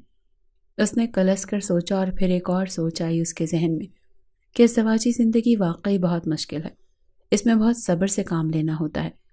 آج امی کی طرف ضرور جاؤں گی، اتنے دن ہو گئے ہیں ان سے ملے ہوئے، اور ویسے بھی کچھ سیکھ بھی لوں گی۔ کیا میں امی کو بتاؤں اسفند کا عجیب رویہ؟ وہ اس قدر اپنی سوچوں میں مگن تھی کہ اسے پتہ ہی نہیں چلا کہ ہاسپٹل پہنچ گیا، اور پتہ تب چلا جب اسفند نے کہا کہاں گم ہو یار، ہسپتال پہنچ گئے ہیں، اب تو اترو تاکہ میں بھی جا سکوں اپنے آفس۔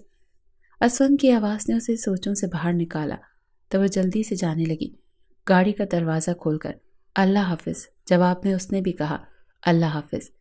رکو، اس کے کہنے پر وہ رک گئی۔ جی، وہ جلدی سے پلٹ کر بولی، یہ کیا تم ہر وقت سوچوں میں گم ہو جاتی ہو؟ کوئی مسئلہ ہے کیا؟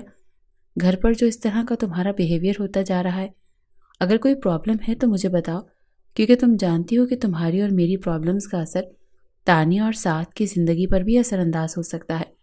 Hope you can understand this. گاڑی میں ایک لفظ تم نے مجھ سے بات نہیں کی، پورا راستہ تم خاموش رہی، پتہ نہیں کن سوچوں میں گم رہتی ہو۔ اپنی پریشانی مجھے بتایا کرو۔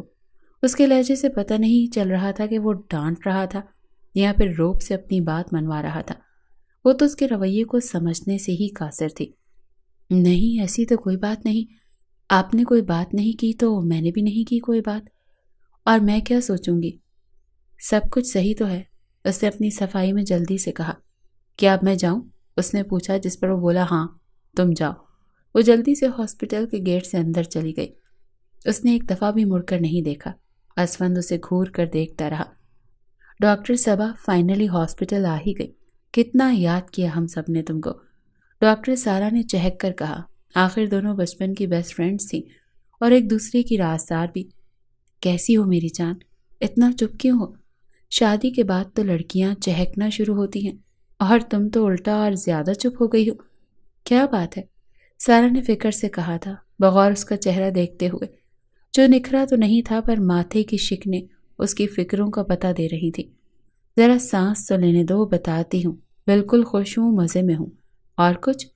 سارا اس کی طرف عجیب نظروں سے دیکھتی ہوئی گویا ہوئی۔ کوئی مسئلہ ہے؟ پھر اس کی آنکھوں کی جو روشنی بجھی ہوئی تھی اس نے دیکھی تو اس کا دل کٹ سا گیا۔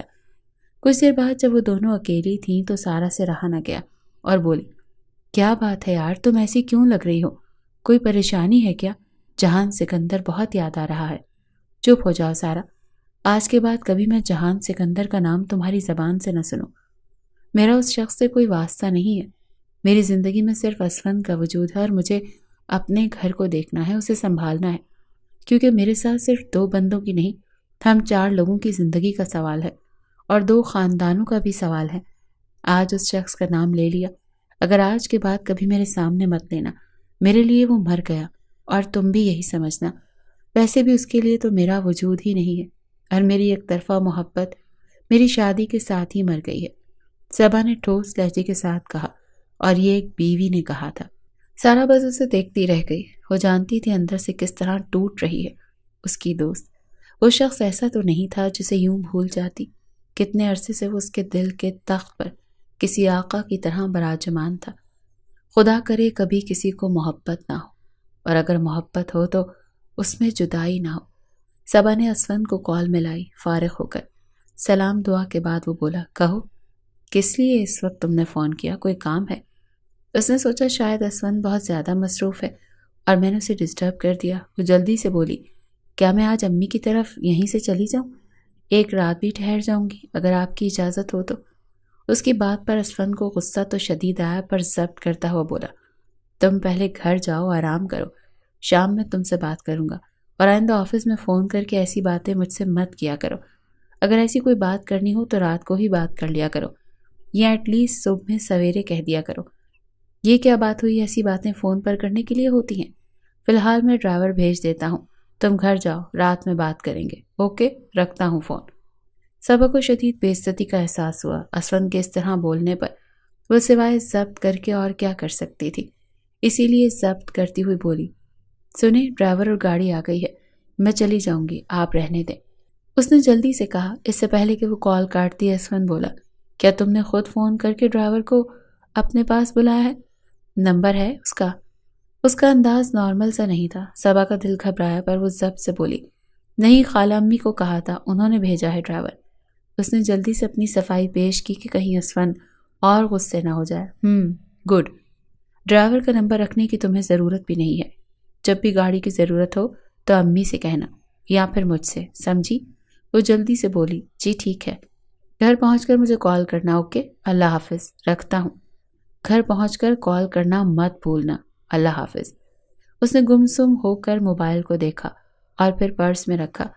وہ گھر پہنچتے آرام کرنے کے لیے اوپر جانے لگی تو اچانک سے آواز دی ثنا بیگم نے اور کہا، رکو، نہ سلام نہ دعا، ڈائریکٹ اوپر جا رہی ہو؟ گھر آؤ تو تم مجھے سلام کیا کرو تاکہ مجھے پتا چلے تم گھر پہنچ چکی ہو، تاکہ میں بھی آرام کر سکوں، ورنہ مجھے تو پورا دن تمہارا انتظار ہی لگا رہے گا۔ وہ سرد لہجے میں اسے ٹوک گئی تھی۔ وہ ایک دم رکی اور کہا، سوری خالہ امی، میں نے آپ کو دیکھا نہیں۔ وہ آ کر ان کے پاس صوفے پر بیٹھ گئی اور اپنا پرس سامنے ٹیبل پر رکھا۔ دیکھو بیٹا، تم اس گھر کی بہو ہو، تمہیں چاہیے کہ ہر بات اسفند کے ساتھ ساتھ مجھے بھی بتایا کرو، اور مجھ سے بھی اجازت تمہیں لینی چاہیے۔ وہ ہوک بھر کر اپنی خالہ کی باتیں بغور سنتی رہی جو اپنی ہی کہی جا رہی تھی۔ میں تمہیں مائکے جانے سے روک نہیں رہی، رات کو ہی بتا دیتی تو چلی جاتی آج، پر بیٹا ایک بات یاد رکھنا، ہر گھر کا اپنا ماحول ہوتا ہے، اپنے طور طریقے ہوتے ہیں، اور ہر لڑکی کو چاہیے کہ اپنے گھر کے طریقوں کو فالو کریں، نہ کہ وہ اپنے مائکے والے طریقے سے چلیں۔ شادی کے بعد لڑکیوں کو ایڈجسٹ کرنا پڑتا ہے، پھر چاہے وہ شوہر کے ساتھ ہو یا سسرال کے ساتھ، اور مجھے امید ہے کہ میری بھانجی بہترین بہو ثابت ہوگی۔ جی خالہ امی، کوشش کروں گی آئندہ آپ کو شکایت کا موقع نہ دوں۔ وہ نرمی سے ضبط کرتی ہوئی بولی تھی۔ کاش وہ بتا سکتی کس قدر وہ کوشش کر رہی ہے کہ یہ دونوں ماں بیٹا اس سے خوش ہو سکیں۔ وہ دوبارہ بولی سمجھاتے ہوئے، دیکھو کتنی محبت سے میں نے تمہیں اپنی بہو بنایا ہے، سمجھتی تو میں تمہیں اپنی بیٹی ہوں۔ دیکھو بیٹا، بہت سوچ سمجھ کر چلنا ہوتا ہے سسرال میں، تم بھی اچھی بیٹیوں کی طرح یہاں کی بات وہاں مت کرنا، سمجھی؟ صبا نے اس بات میں سر ہلایا ان کی بات پر۔ وہ دوبارہ بولنا شروع ہو گئی۔ ایسا لگتا تھا جیسے آج ہی سارا لیکچر اسے دینے کے موڈ میں تھی، جبکہ صبا کو اپنا آپ ایک ایسے بیوقوف بچے کے سے لگ رہا تھا جسے نہ کسی چیز کی سمجھ تھی اور نہ کسی چیز کی عقل اور شعور تھا، جس کا اسکول میں فرسٹ ڈے تھا اور اسے سمجھایا جا رہا تھا یہاں کیسے چلنا ہے اور کیسے اپنی پڑھائی مکمل کرنی ہے۔ وہ بغور اپنی خالہ کو سن رہی تھی جو اب کہہ رہی تھی کہ نئی شادی نئے گھر میں ہو، شوہر کے ساتھ کبھی چھوٹے مسائل ہوتے ہیں، مجھے بھی اپنی ماں سمجھ کر اپنی بات مجھے بتانا، اپنی امی سے کرنے کی کوئی ضرورت نہیں ہے، میں تمہاری ماں ہی تو ہوں، ہر بات مجھے بتایا کرو، میں تو اپنی بیٹی سے یہی کہتی ہوں، آگے جو تمہیں ٹھیک لگے وہ کرو۔ خالہ امی سوری، مجھ سے غلطی ہو گئی، مجھے معاف کر دیجیے گا پلیز۔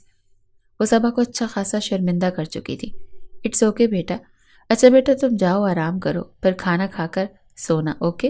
او ہاں بیٹا، ایک اور بات تم سے کہنی تھی، اسفند کو یوں تمہارا مائکے جا کر رہنے والی بات اچھی نہیں لگی، ویسے بھی بیٹا ایک ہی شہر میں تو گھر ہے، جب بھی دل چاہے تم چلی جایا کرو اور مل کر واپس آ جایا کرو، ڈرائیور اور گاڑی دونوں گھر پر ہی موجود ہیں، جس وقت جب دل چاہے تم جا سکتی ہو، اور میں تو روک ٹوک کرنے والی ساسوں میں سے ہوں بھی نہیں۔ ٹھیک ہے بیٹا، رہنے والی بات مت کیا کرو، میں تو اپنی بیٹی کو بھی کہتی ہوں ملنے آؤ پر رہو اپنے گھر، شادی کے بعد تو سسرال بیٹی کا اپنا گھر ہوتا ہے نا، نہ کہ میکہ۔ دیکھو بیٹا، تمہارے خالو بھی ایسی نیچر تھی، مجھے بھی نہیں اجازت دیتے تھے اتنا مائکے رہنے کی، تم بہت سمجھدار ہو اور مجھے پورا یقین ہے کہ تم اس گھر کے حساب سے ہی رہو گی اور باقی اپنے آپ کو بہت اچھی بہو اور اچھی بیوی ثابت کرو گی۔ جی خالہ امی، وہ چاہ کر بھی کچھ کہہ نہ پائی تھی۔ بیوی کا فرض ہے شوہر کے حکم کو ماننا۔ اس نے بھاری قدموں سے سیڑھیوں کی جانب بڑھ گئی۔ اس کا موبائل بج رہا تھا اور وہ جانتی تھی کہ امی کی کال آ رہی ہے۔ یہ پوچھنے کے لیے کہ وہ کب تک پہنچ رہی ہے۔ وہ اس کا کھانے پر انتظار کر رہی ہوں گی یقیناً۔ اس نے سوچا کہ وہ جلدی سے کمرے میں پہنچ جائے تاکہ اپنے بیڈ پر آرام سے لیٹ کر اپنی ماں کو صفائیاں پیش کرے اپنے نہ آنے کی، اور یہ یقین دلا سکے کہ وہ اپنے سسرال میں بہت زیادہ خوش ہے۔ جھوٹ بولنا ہمیشہ سے اس کے لیے بہت زیادہ مشکل مرحلہ لگتا تھا، اور وہ زیادہ تر جھوٹ بولتی بھی نہیں تھی، پر آج اسے جھوٹ بولنا تھا اور اس میں کامیاب بھی ہونا تھا۔ وہ جلدی سے آئی، کمرے میں بیڈ پر سکون سے ہو کر لیٹی، اور کال ویسے بھی بج بج کر بند ہو چکی تھی۔ تھوڑا سکون سے سانس لینے کے بعد پانی پی کر اس نے کہا، اب دیکھ لو اور امی کو بھی سمجھا لو کہ میں نہیں آ سکتی۔ اور یہ سوچ کر اس نے بھی بس اپنا موبائل نکالا، اور جیسے اس نے دیکھا کال تو اس کی امی کے بجائے اسفند کی آئی تھی، اور وہ حیران ہوئی کہ اسفند نے کال پر کی کیوں۔ پہلے ڈیوٹی، پھر اسفند کی باتیں، پھر خالہ کا سمجھانا، اس کے اعصاب تھک چکے تھے۔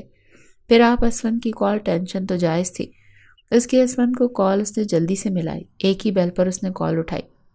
پتہ نہیں کیوں اس کی بے چینی بڑھ گئی اتنا جلدی اس کا کال اٹھانے پر۔ جی السلام علیکم، وہ جلدی سے بولی۔ اس نے جواب دیے بغیر کہا، گھر پہنچ گئی؟ جی جی میں پہنچ گئی، وہ پرسوچ ہو کر بولی تھی، کیونکہ وہ یہی سوچے جا رہی تھی کہ اس کا مقصد کیا ہے اس طرح کال کر کے یہ بات کرنے کا۔ صبا کو اپنا ذہن سوچنے سے مفلوج لگ رہا تھا۔ اسفند کرخت لہجے میں بولا، اور میں نے تمہیں کہا تھا کہ پہنچ کر مجھے بتانا، تم نے فون کیوں نہیں کیا؟ تمہاری نظر میں میری بات کی کوئی اہمیت نہیں ہے کیا؟ ہر بات کو تم اپنے انداز سے لیتی ہو، چھوٹی چھوٹی باتوں کو اتنا بڑا بنا دیتی ہو، میری کہی ہر بات کو اگنور کر دیتی ہو اور اپنی منمانی کر لیتی ہو۔ چھوٹی چھوٹی بات کو تو آپ بڑھاتے ہیں، اس نے دل میں سوچا پر کہہ نہ سکی، بس خاموشی سے اس کی ڈانٹ پھٹکار سن رہی تھی۔ اس کی خاموشی کو اسفند نے اچھے سے محسوس کیا، اور اب نرمی سے بولا، مجھے تمہاری فکر ہو رہی تھی، اسی لیے فون کیا تھا کہ تم گھر پہنچ گئی یا نہیں۔ اس نے تو اس کا جواب سننے کی بھی زحمت نہیں کی، اور ڈائریکٹ اپنی بات کرنا شروع ہو گیا تھا۔ تو شام کو تیار رہنا، ہم تمہارے مائکے چلیں گے، ٹھیک ہے؟ پھر میں نے آنی کو فون کر کے بتا دیا ہے کہ ہم دونوں ساتھ آئیں گے، ٹھیک ہے؟ رات کا کھانا بھی انہوں نے کہا وہیں کھائیں گے۔ اسفند نے فون رکھ دیا۔ پھر وہ سوچنے لگی، اچھا تو اس وجہ سے امی نے مجھے دوبارہ کال نہیں کی پوچھنے کے لیے کہ میں آئی کیوں نہیں اب تک۔ پر اب وہ تھوڑا خوش ہو کے مائکے جانے کا سوچ رہی تھی۔ زندگی اگر سمجھوتے کا نام ہے تو ہاں، سمجھوتا کرنا اس نے سیکھ لیا تھا، اور کتنا برداشت کرنا تھا اور کہاں تک بولنا تھا۔ ہاں، پر چپ رہنا وہ سیکھ رہی تھی۔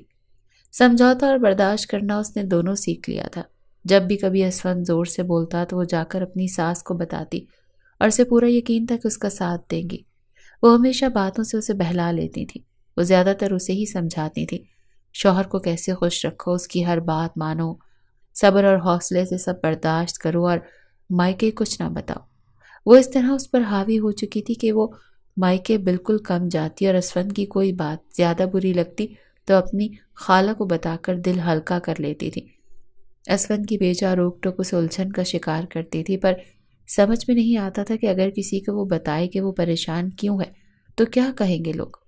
اور جب بھی وہ ایسی کوئی بات اپنی خالہ امی کو بتاتی تو وہ اسے ہمیشہ سمجھاتی کہ تم غلط کر رہی ہو، تمہیں چھوٹی چھوٹی باتوں کو توجہ نہیں دینی چاہیے، اگر ان باتوں کو توجہ دو گی تو تمہارا گھر کیسے بنے گا؟ گھر بنانے کے لیے قربانیاں دینی پڑتی ہیں، ایسے نہیں بن جاتے گھر۔ پھر کہتی جاؤ، ان عورتوں کو جا کر دیکھو جن کے شوہر روزانہ مارتے پیٹتے ہیں، پھر بھی اگلے دن وہ ہنسی خوشی اس کا کام کر رہی ہوتی ہیں، مگر کبھی گلے یا شکوے نہیں کرتی۔ اور ایک تم ہو کہ تمہارے تو گلے شکوے بھی سن لیتی ہوں میں۔ بیٹا، تھوڑی برداشت سے ہی گھر بنتے ہیں، برداشت کرنا سیکھو۔ اور جس طرح اسفند بات کرتا ہے، معمولی سی بات ہے، تمہارے سسر بھی ایسے ہی مجھ سے بات کرتے، پھر کیا؟ جس پر میں ناراض ہو کر گھر چھوڑ دوں یا ہر کسی سے گلے شکوے کروں؟ ایسے نہیں چلتا سلسلہ بیٹا۔ اور بیٹا یہ بھی اچھا نہیں لگتا کہ شوہر آئے تھکا ہارا اور بیوی منہ بنا کر بیٹھی رہے۔ اور وہ بیچاری ہچکچا کر کہتی، جی خالہ امی، میں سمجھ رہی ہوں۔ اس کی ساس شاید ان عورتوں میں سے تھی جو بہو کو بیٹی بنا کر سمجھاتی ہیں کہ کس طرح رہنا چاہیے، اور کبھی اپنے بیٹوں کو سمجھانا ضروری نہیں سمجھتی۔ اسفند کا رویہ بد سے بدترین بنتا جا رہا تھا۔ وہ اتنی خوددار طبیعت کی مالک تھی کہ وہ اپنی بات کسی کو بتانا پسند نہیں کرتی تھی۔ پہلے تو سارا کو بتا دیتی تھی دل کی بات، اور اب وہ اس سے بھی چھپانا چاہتی تھی، کیونکہ وہ خود کو کمزور عورت ثابت کرنا نہیں چاہتی تھی۔ وہ معصوم اتنا بھی نہیں سمجھتی تھی کہ اگر وہ کسی کو بتائے گی نہیں تو اندر ہی اندر گھٹن کا شکار ہوتی رہے گی۔ دل کا حال کہنے سے دل کا بوجھ ہلکا ہوتا ہے، وہ اتنا بھی سمجھتی نہیں تھی۔ شادی کے 4 مہینوں کے بعد خدا نے اسے خوشخبری دی تھی۔ گھر میں سب خوش تھے۔ اسفند کی خوشی کی تو کوئی انتہا نہیں تھی۔ آخر کو وہ باپ بننے والا تھا۔ سب نے اسے مبارکباد دی اور وہ اپنے اندر بے انتہا خوشی اور سکون محسوس کر رہی تھی، کیونکہ اس کی تو خوشی اپنے شوہر کی خوشی ہی میں تھی۔ اسفند کو خوش دیکھ کر بھی وہ خوش تھی۔ ثنا بیگم نے بھرپور خوشی کا اظہار کرتے ہوئے ڈھیر ساری اسے دعائیں دی تھی۔ انہوں نے اسے ناشتہ بھی بنانے سے روک دیا تھا اور بہت سارے کام ملازموں کے ذمہ لگا دیے اور اسفند سے بھی کہا کہ صبا کا خیال کرے۔ پر جب اسفند نے کہا کہ میں سوچ رہا ہوں کہ یہ جاب چھوڑ دے، اسفند کی بات سن کر صبا کے چہرے کے سارے رنگ اڑ گئے، کیونکہ اس کی گورنمنٹ جاب تھی۔ اس سے پہلے کہ وہ کچھ کہتی، ثنا بیگم بولی، نہیں بیٹا، اس کی ضرورت نہیں ہے، اسے اپنی جاب کنٹینیو کرنے دو، یہ تو مسیحا والا شعبہ ہے، اسے روکنا تو مجھے گناہ کے مترادف لگتا ہے، خود اپنا خیال رکھ سکتی ہے، باقی گھر کے کام کی تو بس اس پر کوئی ذمہ داری میں نہیں چھوڑوں گی۔ صبا نے شکر کا سانس لیا کہ اس کی ساس نے بات سنبھالی، کیونکہ اسفند کو صرف اس کی ماں ہی روک سکتی تھی۔ صبا میں کہاں اتنا دم تھا کہ اسے اپنی کوئی بات منوا سکے۔ پر امی، مجھے تو بچے کی فکر ہو رہی ہے، یہ بھی تو ماں ہے، اسے بھی سوچنا چاہیے، اسفند نے فکر مندی سے کہا۔ بس بیٹا، اس موضوع پر دوبارہ بات نہیں ہوگی، یہ اپنی جاب کرے گی اور تم اسے کچھ نہیں کہو گے۔ ثنا بیگم 2 ٹوک لہجے میں بولی تھی۔ اب وہ اپنے بیٹے کو یہ نہیں کہہ سکتی تھی کہ شادی سے پہلے ہی رشید صاحب نے کہہ دیا تھا کہ ان کی بیٹی صبا شادی کے بعد جاب کرے گی، اور ثنا بیگم نے بھی وعدہ کیا تھا کہ وہ کبھی اس کی جاب میں رکاوٹ نہیں آنے دیں گی۔ اب اگر ان کے بیٹے کی طرف سے کوئی رکاوٹ ہوئی تو فضول میں تانیہ کو کوئی پریشانی نہ دیکھنی پڑے، اسی لیے وہ اس معاملے میں صبا کو مکمل سپورٹ دے رہی تھی۔ اس سے پہلے اسفند کچھ اور کہتا، صبا بولی، اسفند، جب بھی مجھے لگے گا کہ میں اپنے بچے کے لیے نہیں کر پا رہی اس جاب کی وجہ سے، یہ میرا آپ سے وعدہ ہے کہ میں اسی دن جاب چھوڑ دوں گی، کیونکہ مجھے پہلے آپ اور اپنے بچے اور اپنے گھر کی فکر ہے۔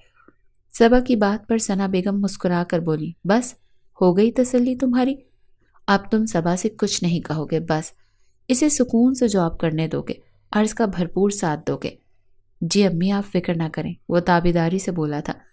صبا نے شکر کا سانس لیا، کیونکہ ورنہ تو اسے فکر ہی تھی کہ اب اسے ایک اور محاذ پر لڑنا ہوگا۔ دونوں گھروں میں خوشیوں کا ماحول چل پڑا، کیونکہ تانیہ اور سعد کے پاس بھی خوشخبری تھی۔ کل رات سب صبا کے مائکے سے آئے تھے مبارکباد دینے۔ اگلی صبح وہ کچن میں آئی تو پہلے ہی سے ثنا بیگم کھڑی تھی، ناشتہ بنا رہی تھی۔ وہ پیار سے بولی، تم دونوں کا ناشتہ تیار ہے، لے جاؤ۔ صبح کے ناشتے کی تم فکر مت کیا کرو، کیونکہ جلدی جلدی میں ایسا نہ ہو کہ کوئی پرابلم ہو جائے، اسی لیے میں خود بنا دیا کروں گی، ٹھیک ہے بیٹا؟ جاؤ، جا کر اسفند کو دیکھو، ناشتے کی ٹرے لے جاؤ۔ وہ تشکر سے بولی، شکریہ خالہ امی۔ اس کے لہجے میں محبت ہی محبت تھی۔ کچھ دیر بعد دونوں تیار ہو کر نیچے آ رہے تھے اپنے روم سے، تو اسی وقت ثنا بیگم نے اسفند کو مخاطب کرتے ہوئے کہا، بیٹا، کل رات تم دونوں کے کمرے میں جانے کے بعد تمہارے بھائی کی کال آئی تھی، وہ آ رہا ہے واپس لندن سے۔ سچ مما؟ آپ نے بہت اچھی خبر بتائی، بہت وقت ہو گیا ہماری شادی کو، بھائی آئے نہیں، سچ میں دل خوش کر دیا آپ نے۔ اسفند چہک کر بولا، اسے بے انتہا خوشی ہو رہی تھی اپنے بڑے بھائی کے آنے کی۔ دیکھ لو کتنی خوش نصیب ہے تمہاری اولاد، اس کے آنے کی خبر سنتے ہی دیکھو تمہارا بھائی بھی آ رہا ہے، اور میں بہت زیادہ خوش ہوں۔ جلدی کرو، تم دونوں جاؤ، لیٹ ہو رہے ہو، باقی باتیں شام میں کریں گے۔ خالہ امی، مبارک ہو آپ کو، یہ کہہ کر صبا دروازے کی اور بڑھ گئی تھی۔ آج ثنا بیگم بے انتہا خوش تھی، کیونکہ ان کا لاڈلا اور پیارا بیٹا باہر ملک سے آ رہا تھا پورے 1 سال کے بعد۔ ان کی خوشی دیکھنے کے لائق تھی۔ شہریار ملک کو اللہ نے نہ صرف بھرپور وجاہت سے بلکہ ذہانت سے بھی نوازا تھا۔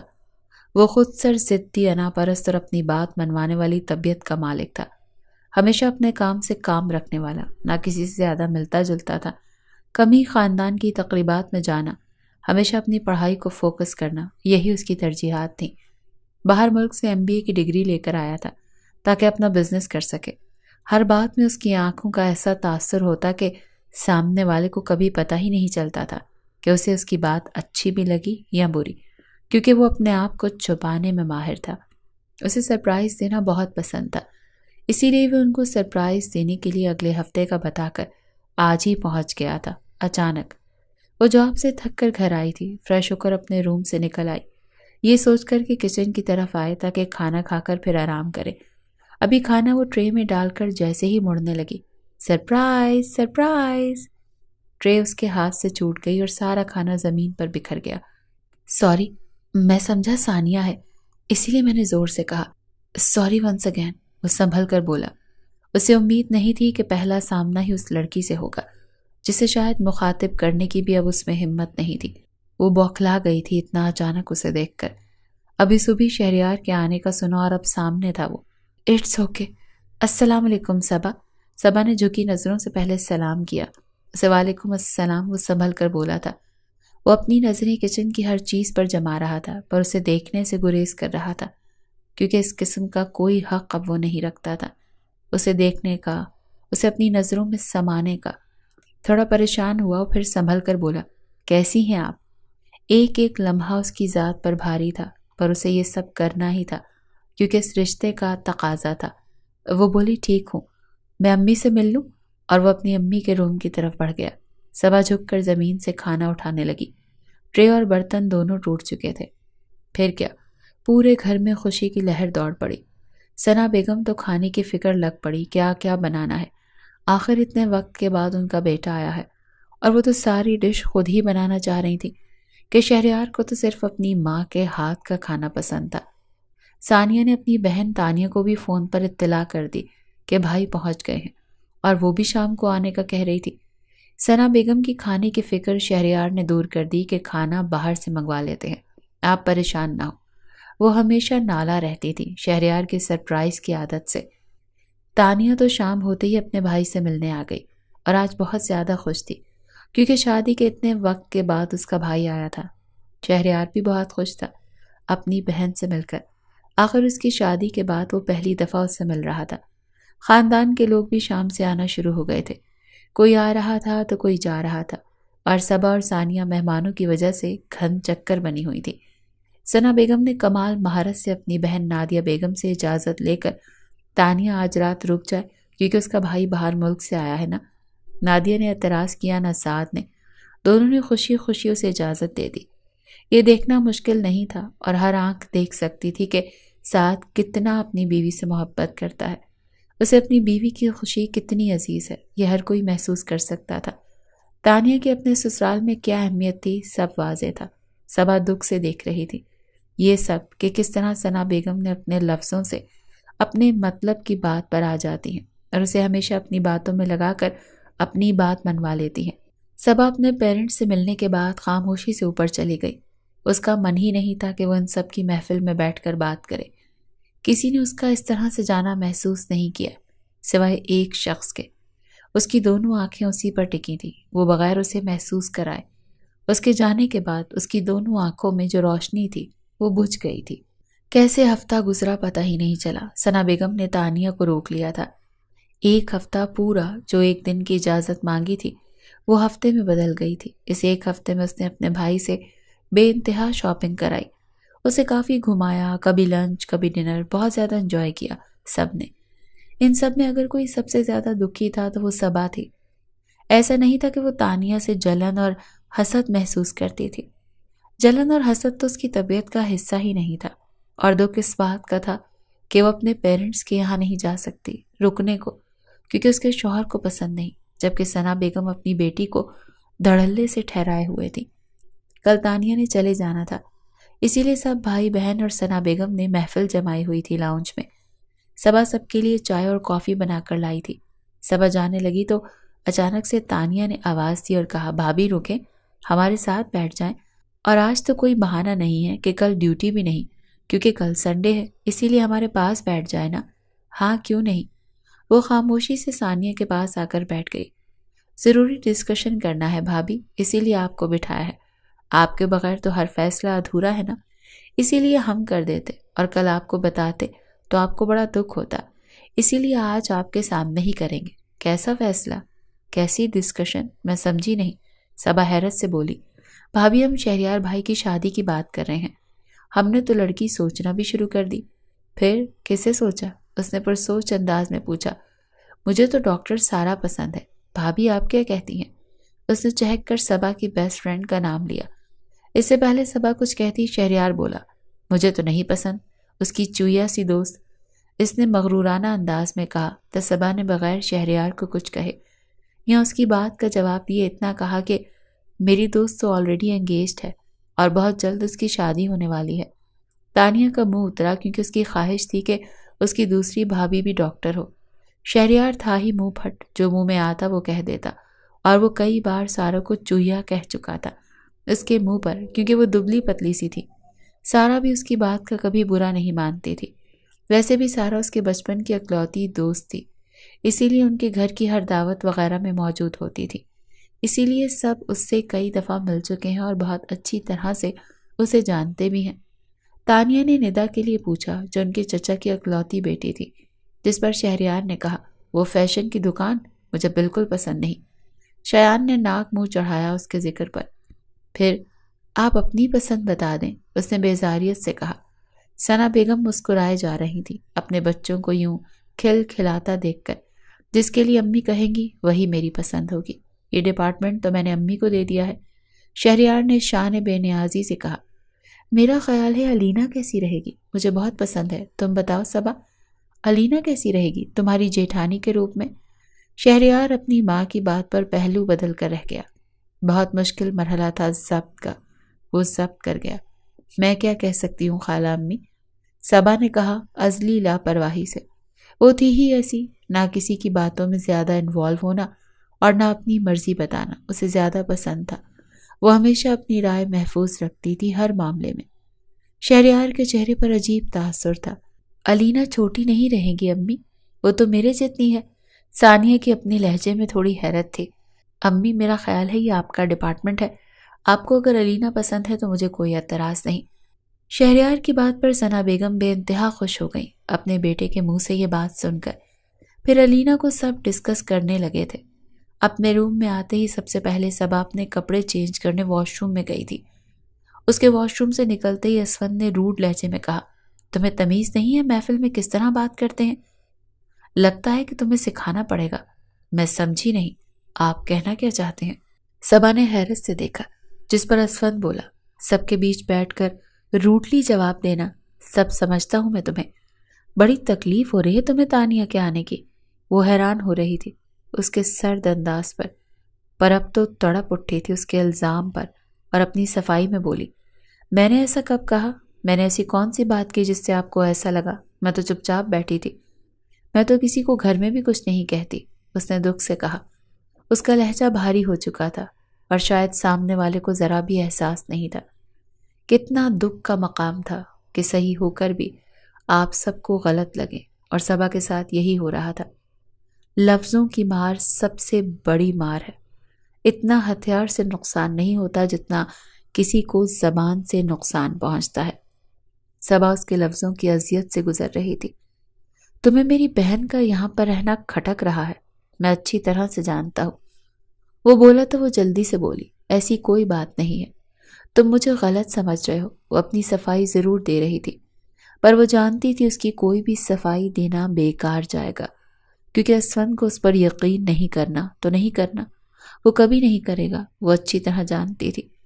وہ شدت سے ایک ایک لفظ پر بولا، مجھے تمہاری بکواس سننے کا کوئی شوق نہیں، پر میں آج ایک بات اچھی طرح سے جان گیا ہوں کہ تمہاری تانیہ میں تو ویسے ہی کوئی دلچسپی نہیں ہے، اور تمہیں اس گھر کے معاملات میں کسی قسم کی کوئی دلچسپی نہیں ہے۔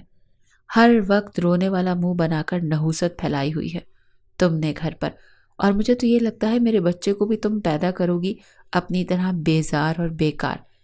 کس بات کا تم میں اتنا غرور ہے؟ ہاں بتاؤ نا، کس بات کا غرور ہے؟ ایسا ہے کیا تم میں جس پر تمہیں اتنا غرور ہے؟ اتنی برتری میں مبتلا ہو تم کہ اپنے آگے کسی کو کچھ سمجھتی ہی نہیں۔ وہ بغیر رکے اسے ذلیل کر رہا تھا۔ پاؤں کے نیچے سے زمین کا کھسکنا کیا ہوتا ہے آج اس نے جانا تھا۔ ایک ہفتے سے تمہاری یہ بیزاریت میں دیکھ رہا ہوں۔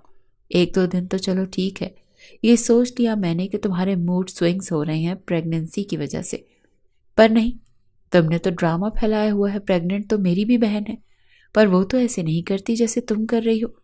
اسے سانس لینے میں دقت ہو رہی ہو ایسا اسے گمان گزرا، پر وہ اس کے تاثرات دیکھے بغیر اپنی بات جاری رکھے ہوئے تھی۔ میری بہن کو ہی دیکھ لو، کتنا ہنستی رہتی ہے، اور تم یہ سڑا ہوا منہ بنایا ہوا ہے، میری تو زندگی حرام ہو گئی ہے تمہارے ساتھ رہ کر۔ اور بھی نہ جانے کتنا کچھ وہ کہہ رہا تھا، اس کے کان سائیں سائیں کرنا شروع ہو گئے اور اس کی سماعتوں نے جواب دے دیا اور وہ ایک دم سے زمین بوس ہو گئی۔ اتنا کچھ سننا اس کی برداشت سے باہر تھا، وہ بالکل لاجواب ہو گئی تھی۔ اسوند ایک دم اس کی طرف بڑھا، اسے ہوش میں لانے کی کوشش کرنے لگا پر وہ اس کی باہوں میں بے ہوش پڑی تھی۔ اس نے ایک دم باہر کی جانب دوڑ لگائی، اسے بیڈ کی سائڈ پر لٹا کر شہریار بھائی کے کمرے کی طرف گیا تاکہ ان کو بلا سکے۔ اس نے بھائی کے کمرے کا دروازہ بجایا تو ایک دم دروازہ کھولا اور حیران ہو گئے۔ اس وقت خیریت تو ہے؟ بھائی وہ صبا بے ہوش ہو گئی ہے، اس نے پریشانی سے کہا۔ وہ پریشان ہوا سن کر، کیا وہ بولا تھا اور کہاں چلو اسی وقت ہسپتال چلتے ہیں۔ وہ بڑی مشکل سے اسے لے کر اسپتال پہنچے، ایمرجنسی میں داخل کیا، تانیہ بھی ان کے ساتھ تھی۔ اگلے دن وہ ہوش میں آئی، ڈاکٹر نے سختی سے اسٹریس لینے سے منع کیا تھا کیونکہ صبا بہت کمزور ہو گئی تھی۔ اسے ہر قسم کی ٹینشن سے دور رہنے کے لیے کہا گیا تھا، ورنہ بچے کو بھی کوئی نقصان ہو سکتا ہے۔ اسی بات نے اسوند کو بے چین کر دیا، اسی لیے وہ شرمندہ تھا اپنی ہر غلطی پر اور چاہ رہا تھا کہ صبا کسی بھی طرح ریلیکس ہو جائے۔ کیا اتنا آسان ہوتا ہے کسی کو بھی ریلیکس کرنا؟ اس نے اس کی آواز پر آنکھیں کھولی تھی۔ وہ تھی اتنی معصوم، چھوٹی چھوٹی باتوں پر خوش ہونے والی، وہ جلدی بہل جاتی تھی باتوں میں۔ تھینکس گاڈ کہ تم نے آنکھیں کھولی، وہ دھیمے سے مسکرایا۔ پلیز مجھے معاف کر دو، آئندہ خیال کروں گا۔ صبا اسوند کی بات پر دھیرے سے مسکرا کر چپ ہوئی کیونکہ شہریار اور تانیہ کھڑے تھے دروازے پر۔ پھر دونوں نے اس کا حال پوچھا، اس نے ٹھیک ہے کہہ کر آنکھیں موند لی تھی۔ شہریار اس کا زرد چہرہ دیکھتا رہ گیا۔ ثنا بیگم اس کی طبیعت کو لے کر کافی پریشان تھی، خود 2 دن گھر پر بے انتہا خیال رکھا اور تیسرے دن اسے خود لے کر اس کے مائکے گئیں تاکہ وہ کچھ دن رہ کر ریلیکس ہو کر واپس آئے۔ پہلے تو صبا کافی منع کر رہی تھی کیونکہ اس کے شوہر کی اس میں مرضی شامل نہیں تھی، پھر جب خود اسوند نے کہا تو وہ خوشی خوشی چلی گئی۔ یہ دن اس کی زندگی کے بہترین دن تھے اور سارا کے ساتھ بھی اس نے بہت اچھا ٹائم سپینڈ کیا۔ 15 دن اس نے وہاں قیام کیا اور خود اسوند اسے واپس لینے آیا تھا۔ وہ جاب پر جانا دوبارہ سٹارٹ کر چکی تھی۔ اسوند کے رویے میں کافی تبدیلیاں آ چکی تھیں، پر پھر بھی اسے پتا تھا کہ یہ کچھ دنوں کی بات ہے۔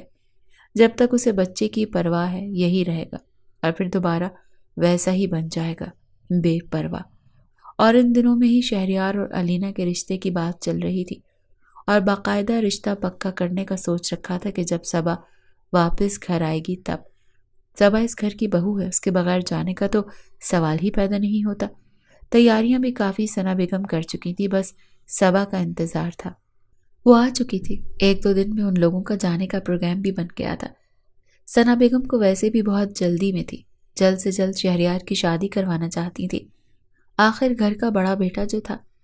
صبا چاہ کر بھی تیاریوں میں زیادہ حصہ نہیں لے پا رہی تھی کیونکہ ان دنوں اس کی طبیعت بہت خراب رہنے لگی تھی۔ تانیہ رہنے کے لیے آ چکی تھی کیونکہ اسے اپنے بھائی کی منگنی کی تیاریاں کرنی تھی۔ ثنا بیگم نے صبا کو آرام کرنے کے لیے کہہ دیا تھا، وہ گھر کا کوئی کام نہ کرے اور اسے سکون اور آرام کی ضرورت تھی۔ ثنا بیگم نے اسے ہتھیلی کا چھالا بنا کر رکھا ہوا تھا۔ 2 دن کے بعد منگنی تھی پر وہ بیڈ پر سکون سے لیٹی ناول پڑھ رہی تھی۔ اچانک کمرے کا دروازہ کھلا پر وہ مگن انداز میں پڑھتی رہی۔ اس کا دھیان ہی نہیں گیا کہ کون کمرے میں داخل ہوا۔ بھابی، آج بھی آپ اتنی ہی دیوانی ہیں ناولز کی؟ صبا نے ایک دم دیکھا اور کہا، سوری، جب بھی میں ناولز پڑھتی ہوں مجھے کسی چیز کا ہوش نہیں رہتا۔ وہ مسکرا کر بولی۔ ثانیہ وہ میٹرک جماعت سے ہی ناولز کی شوقین تھی۔ شادی کے بعد اس نے ناولز پڑھنا بالکل چھوڑ دیا تھا۔ نئی شادی تھی اور نئی مصروفیات تھی، پر اب جب کہ اسوند خود چاہتا تھا کہ وہ ریلیکس رہے تو وہ خود کے لیے ناول لے کر آئی تھی۔ اور ابھی بھی ثانیہ کے ہاتھ میں کچھ ناولز تھے اور بولی، یہ آپ کے مائکے سے بھیجے ہیں خالہ نے، تانیہ آپ ہی لے کر آئی ہیں۔ صبا نے اس سے کہا، شیلف پر رکھ دو کتابیں۔ وہ کمرے سے چلی گئی اور وہ دوبارہ اپنے ناول میں مگن ہو گئی۔ علینا خوبصورت نین نقوش کے ساتھ سرخ و سفید رنگت کی مالک تھی۔ اس نے ابھی انٹر پاس کیا تھا۔ اس کی سنہری زلفیں اور لمبے گھنے بال تھے جو اکثر لوگوں کو متوجہ کرتے تھے۔ اس کی آنکھوں کا بھی رنگ سنہری تھا جو اس کو خوب جچتا تھا۔ اسے جو ایک دفعہ دیکھ لے وہ ضرور 2-3 دفعہ مڑ کے دیکھے، اتنی خوبصورت تھی وہ۔ اسی لیے تو ثنا بیگم نے اسے پسند کیا تھا۔ کہ وہ شہریار ملک کے ساتھ جچے گی، کیونکہ شہریار ملک بھی کم خوبصورت نہیں تھا۔ اس کی ہینڈسم بیٹے کے لیے اسے ایسی ہی حسین اور خوبصورت لڑکی کی تلاش تھی۔ ثنا بیگم کی نظر میں سٹیٹس فرق کوئی معنی نہیں رکھتا، ورنہ کم از کم وہ لوئر مڈل کلاس لڑکی کو اپنی بہو کبھی نہ بناتی۔ ان دنوں میں 12 سال کا فرق تھا۔ علینا کی ماں باپ کے لیے فرق کوئی معنی نہیں رکھتا تھا، کیونکہ وہ خود علینا کی شادی جلدی کروانا چاہتے ہیں۔ پہلے اس کے بابا اسے خوب پڑھانا چاہتے تھے، اور جب سے بیمار رہنے لگے تھے تو ان کو اپنی اکلوتی بیٹی کی بہت فکر رہنے لگی تھی، اسی لیے وہ اس کی جلدی شادی کروانا چاہتے تھے۔ دل کا مرض سامنے آنے کے بعد اس کے بابا کو اسی لیے ان کی جلدی شادی پر کوئی اعتراض نہ تھا۔ یہ دل کا مرض ہی انسان کو کمزور اعصاب کا مالک بنا دیتا ہے۔ سب کو رشک تھا علینا کی قسمت پر۔ منگنی میں پہلی بار اس نے دیکھا شہریار کو اور اپنا دل ہار بیٹھی۔ وہ اس قدر حسین لگا اسے، وہ کئی لمحے اپنی قسمت پر رشک کرنے لگی۔ سب کہہ رہے تھے کہ یہ تو اس کے حسن کا کمال ہے جو اتنا خوبصورت رشتہ اس کے لیے اتنے امیر گھر سے آیا۔ ثنا بیگم نے شادی کی تاریخ رکھ دی تھی اگلے مہینے۔ شادی میں چند دن رہ گئے تھے۔ سبحان ملک، شہریار اور اسفند صوفوں پر بیٹھے تھے۔ ناشتے کے بعد گھر کی عورتیں شادی کی تیاریوں میں زور و شور سے مصروف تھیں۔ شہریار نے اسفند سے کہا، میرا خیال ہے کیوں نہ تم بابا کا بزنس جوائن کر لو، میرا بھی اپنا بزنس کرنے کا ارادہ ہے۔ اسفند نے جواب دیا، بھائی مجھے تو 9 to 5 والی جاب پسند ہے، مجھ سے نہیں ہوتا یہ بزنس اور نہ ہی مجھ سے سنبھالا جائے گا، آپ تو میری طبیعت جانتے ہیں۔ اس نے بے فکری سے کہا، رہنے دو شہریار، اسے سمجھانا بیکار ہے، میں اسے کتنے دنوں سے کہہ رہا ہوں، اب تو شادی شدہ ہو گیا ہے، بچے والا ہونے والا ہے، اسے میری بات نہیں سمجھ آتی، میں اتنی ذمہ داریاں بڑھتی جا رہی ہیں۔ سبحان صاحب نے تھوڑا غصے سے کہا، کیونکہ وہ اکثر اسے سمجھاتے رہتے تھے کہ اسفند کو اپنا بزنس شروع ہوتے ہوئے دوسروں کی نوکریاں کیوں کرے، اور شاید اسفند کو کوئی انٹرسٹ نہیں تھا بزنس میں اپنی جاب سے اور اس کے پیکج سے خوش ہوں، اور جہاں تک میرا خیال ہے میں اور صبا اتنا کما لیں گے کہ اپنا گھر بہت اچھے طریقے سے چلا سکتے ہیں۔ بابا آپ رہنے دیں، اسفند کو کچھ نہ کہے، اور ویسے بھی جو میرا ہے وہ اسی کا تو ہے، ہم الگ تھوڑی ہیں۔ شہریار محبت سے اپنے بھائی کو دیکھ رہا تھا۔ شہریار اور اسفند کی طبیعت میں زمین آسمان کا فرق تھا۔ شہریار دوست سے دوست 100 روپے بنانے کا ماہر تھا، جبکہ اسفند کو پیسے کی کبھی کوئی فکر ہی نہیں رہی۔ شہریار کم عمری سے جتنا موقع ملتا بابا کا بزنس سنبھالتا، ان کا ہاتھ بٹاتا، جبکہ اسفند جذباتی اور غصے والا تھا۔ شہریار بھی غصے والا پر جذباتی بالکل نہیں، وہ وقت اور حالات کا تقاضا سمجھ کر فیصلہ کرنے والے بندوں میں سے تھا، جبکہ اسفند کی عادت تھی جب ہی سبحان صاحب ایسی کوئی بات کرتے تو بہانہ کر کے اٹھ جاتا، اور آج بھی وہ اٹھ کر چلا گیا، ضروری کام کا بہانہ کر کے۔ دیکھ لو اس کی عادتیں، اور تم نے اور تمہاری ماں نے اسے بگاڑا ہوا ہے۔ شہریار، انہوں نے کہا، جس پر شہریار بولا، بابا رہنے دینا، چھوٹا ہے۔ جس پر وہ بگڑ کر بولے، تم اور تمہاری ماں نے اسے چھوٹا کہہ کر بگاڑا ہوا ہے۔ شہریار چپ ہو کر بیٹھ گیا۔ کچھ دیر بعد وہ بات بدل گیا اور دوسری باتیں کرنے لگا اپنے باپ سے۔ اتنی شام کو بہت شدید بارش آئی، سب بارش میں نہا رہے تھے۔ ایک صبا تھی جو ٹیرس کا دروازہ کھولے چائے کا کپ لیے بارش کے منظر سے لطف اندوز ہو رہی تھی۔ اس کے پاس ہی اس کا ناول پڑا ہوا تھا اور وہ بارش دیکھنے میں مگن تھی۔ وہ اتنی مگن تھی کہ اسے احساس تک نہیں ہوا کہ کوئی اسے اتنی محویت سے دیکھ رہا ہے۔ اچانک اسے خود پر کسی کی نظروں کی تپش کا احساس ہوا۔ اس نے مڑ کر دیکھا تو شہریار کھڑا تھا۔ آج بھی ایسے ہی بارش کو دیکھ کر گم ہو جاتی ہو؟ اس نے دھیرے سے کہا۔ وہ خود کو کہنے سے روک نہ پایا، کبھی کبھی، وہ مبہم انداز میں کہہ کر اٹھ کر چلی گئی۔ وہ اس کی پیٹھ کو تب تک دیکھتا رہا جب تک وہ اپنے کمرے میں واپس نہیں چلی گئی۔ وہ سارا کی طرف آئی ہوئی تھی، اس کی خوشی کا کوئی ٹھکانہ نہیں تھا۔ اس کی دوست شادی کے بعد پہلی دفعہ آئی تھی۔ وہ اپنی دھن میں مگن اپنی سنائے جا رہی تھی۔ پھر صبا نے اسے کارڈ دیا، شہریار کی شادی کا، اور ساتھ ہی ایک شاپر دیا، اور بولی، تم میری دوست ہو اور میری ہمراز، تم بس جلا دو اس کی یادیں، میرے اندر ہمت نہیں، میں اس کی ایک بھی یاد اپنے پاس رکھنا نہیں چاہتی، نہ میں اس کی ہو سکی نہ وہ میرا کبھی ہو سکے گا۔ سارا کی آنکھیں نم ہوئیں جب وہ شدت سے بولی، میرا نہیں رہا جو میرا جہان سکندر تھا۔ جس پر سارا بولی، ایسے نہیں روتے صبا، دیواروں کے بھی کان ہوتے ہیں، مجھے منع کر کے اب خود ایسے کر رہی ہو؟ اپنے بچے کا سوچو، دیکھو تم کتنی کمزور ہو گئی ہو، اپنا نہیں تو بچوں کا سوچ کر اسے اپنے لاشعور سے بھی نکال دو۔ سارا کی باتوں کے جواب میں وہ بولی، یہی تو مسئلہ ہے، وہ میرے لاشعور سے بھی نہیں نکلتا۔ مجھے ڈر لگتا ہے اسون کو شک نہ ہو جائے۔ جس پر سارا بولی، کچھ نہیں ہوتا، تم کون سا اس سے ملتی ہو یا فون پر رابطے میں ہو، پریشان نہ ہو سمجھی۔ اور سوچوں کا کیا ہے، وہ کس نے دیکھی ہیں؟ سارا نے اسے ریلیکس کرنا چاہا۔ مرد، وہ بھی شوہر، اپنی بیوی کی سوچ کا بدلنا محسوس کر جاتا ہے، اور اسون کی طبیعت میں جو تجسس کا عنصر ہے وہ مجھے خوف زدہ کر دیتا ہے۔ بس تم جلا دو تاکہ میرے دل کو صبر آ جائے۔ اوکے، کر دوں گی، ڈونٹ وری، سارا نے کہا۔ یاد سے کرنا بھولنا مت، وہ بولی۔ صحیح ہے۔ اس وقت سارا کی بہن نے اسون کے آنے کی اطلاع دی۔ صبا کو حیرت ہوئی، اتنی جلدی اسون آ گیا لینے؟ اسی وقت سارا نے کہا، چلو اچھا ہے، اسون بھائی کی خاطر مدارات کر لوں، پہلی دفعہ آئے ہیں، وہ نہیں بیٹھیں گے میں جانتی ہوں، ایک دفعہ سے زیادہ فورس نہ کرنا، ایسا نہ ہو پھر گھر جا کر مجھ پر غصہ ہوں، صبا نے کہا تھا، جس پر سارا بولی، اوکے بابا، جیسا تم نے کہا ہے ویسا ہی کروں گی۔ پھر واقعی اسون نہیں ٹھہرا اور اسے لے کر گھر کے لیے نکلا تھا۔ آج ثنا بیگم اور سبحان صاحب بہت زیادہ خوش تھے، کیونکہ آج ان کے بڑے بیٹے کا نکاح ہو چکا تھا۔ اب دونوں دلہا دلہن ایک ساتھ بیٹھے تھے۔ علینا نے ڈیپ ریڈ کلر کا شرارہ پہنا تھا جس پر گولڈن کڑھائی کا کام کیا ہوا تھا۔ بلیک کلر کی شیروانی شہریار نے پہن رکھی تھی۔ آج تو علینا کا حسن حوروں کو مات دے رہا تھا۔ دلہن کا فوٹو شوٹ کافی لمبا چلا، پھر دلہا دلہن کا کپل فوٹو شوٹ ہوا۔ تانی اور سعد نے کافی فوٹوز نکلوائے۔ آج بھی اسفند اور صبا دور دور تھے۔ ان کی دوری دوسرے لوگوں کو کافی محسوس ہوئی۔ شہریار خود جا کر اسفند کو بلانے گیا اور کہا، کیا بات ہے اسفند، تم اور صبا ایک دوسرے سے دور دور چل رہے ہو، کوئی مسئلہ ہے کیا؟ ایک دفعہ بھی تم دونوں کو ایک ساتھ نہیں دیکھا، بلکہ کسی نے بھی نہیں دیکھا۔ ایک دوسرے سے بات نہیں کرتے، مخاطب نہیں ہوتے، کوئی مسئلہ ہے کیا؟ کسی بھی اوکیزن میں تم دونوں نے کوئی کپل فوٹو نہیں نکلوائے؟ یار شرافت سے لے کر آؤ اسے اور دونوں کپل فوٹو میرے اور علینا کے ساتھ نکلواؤ، وہ حکمیہ لہجے میں بڑے بھائی کی طرح روب سے بولا، جس پر وہ گڑبڑا کر بولا، جی بھائی، ابھی صبا کو لے کر آتا ہوں۔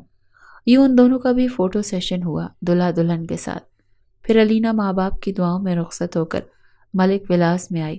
کچھ رسموں کے بعد اس کی نندوں نے اسے شہریار کے روم میں سیج پر بٹھایا۔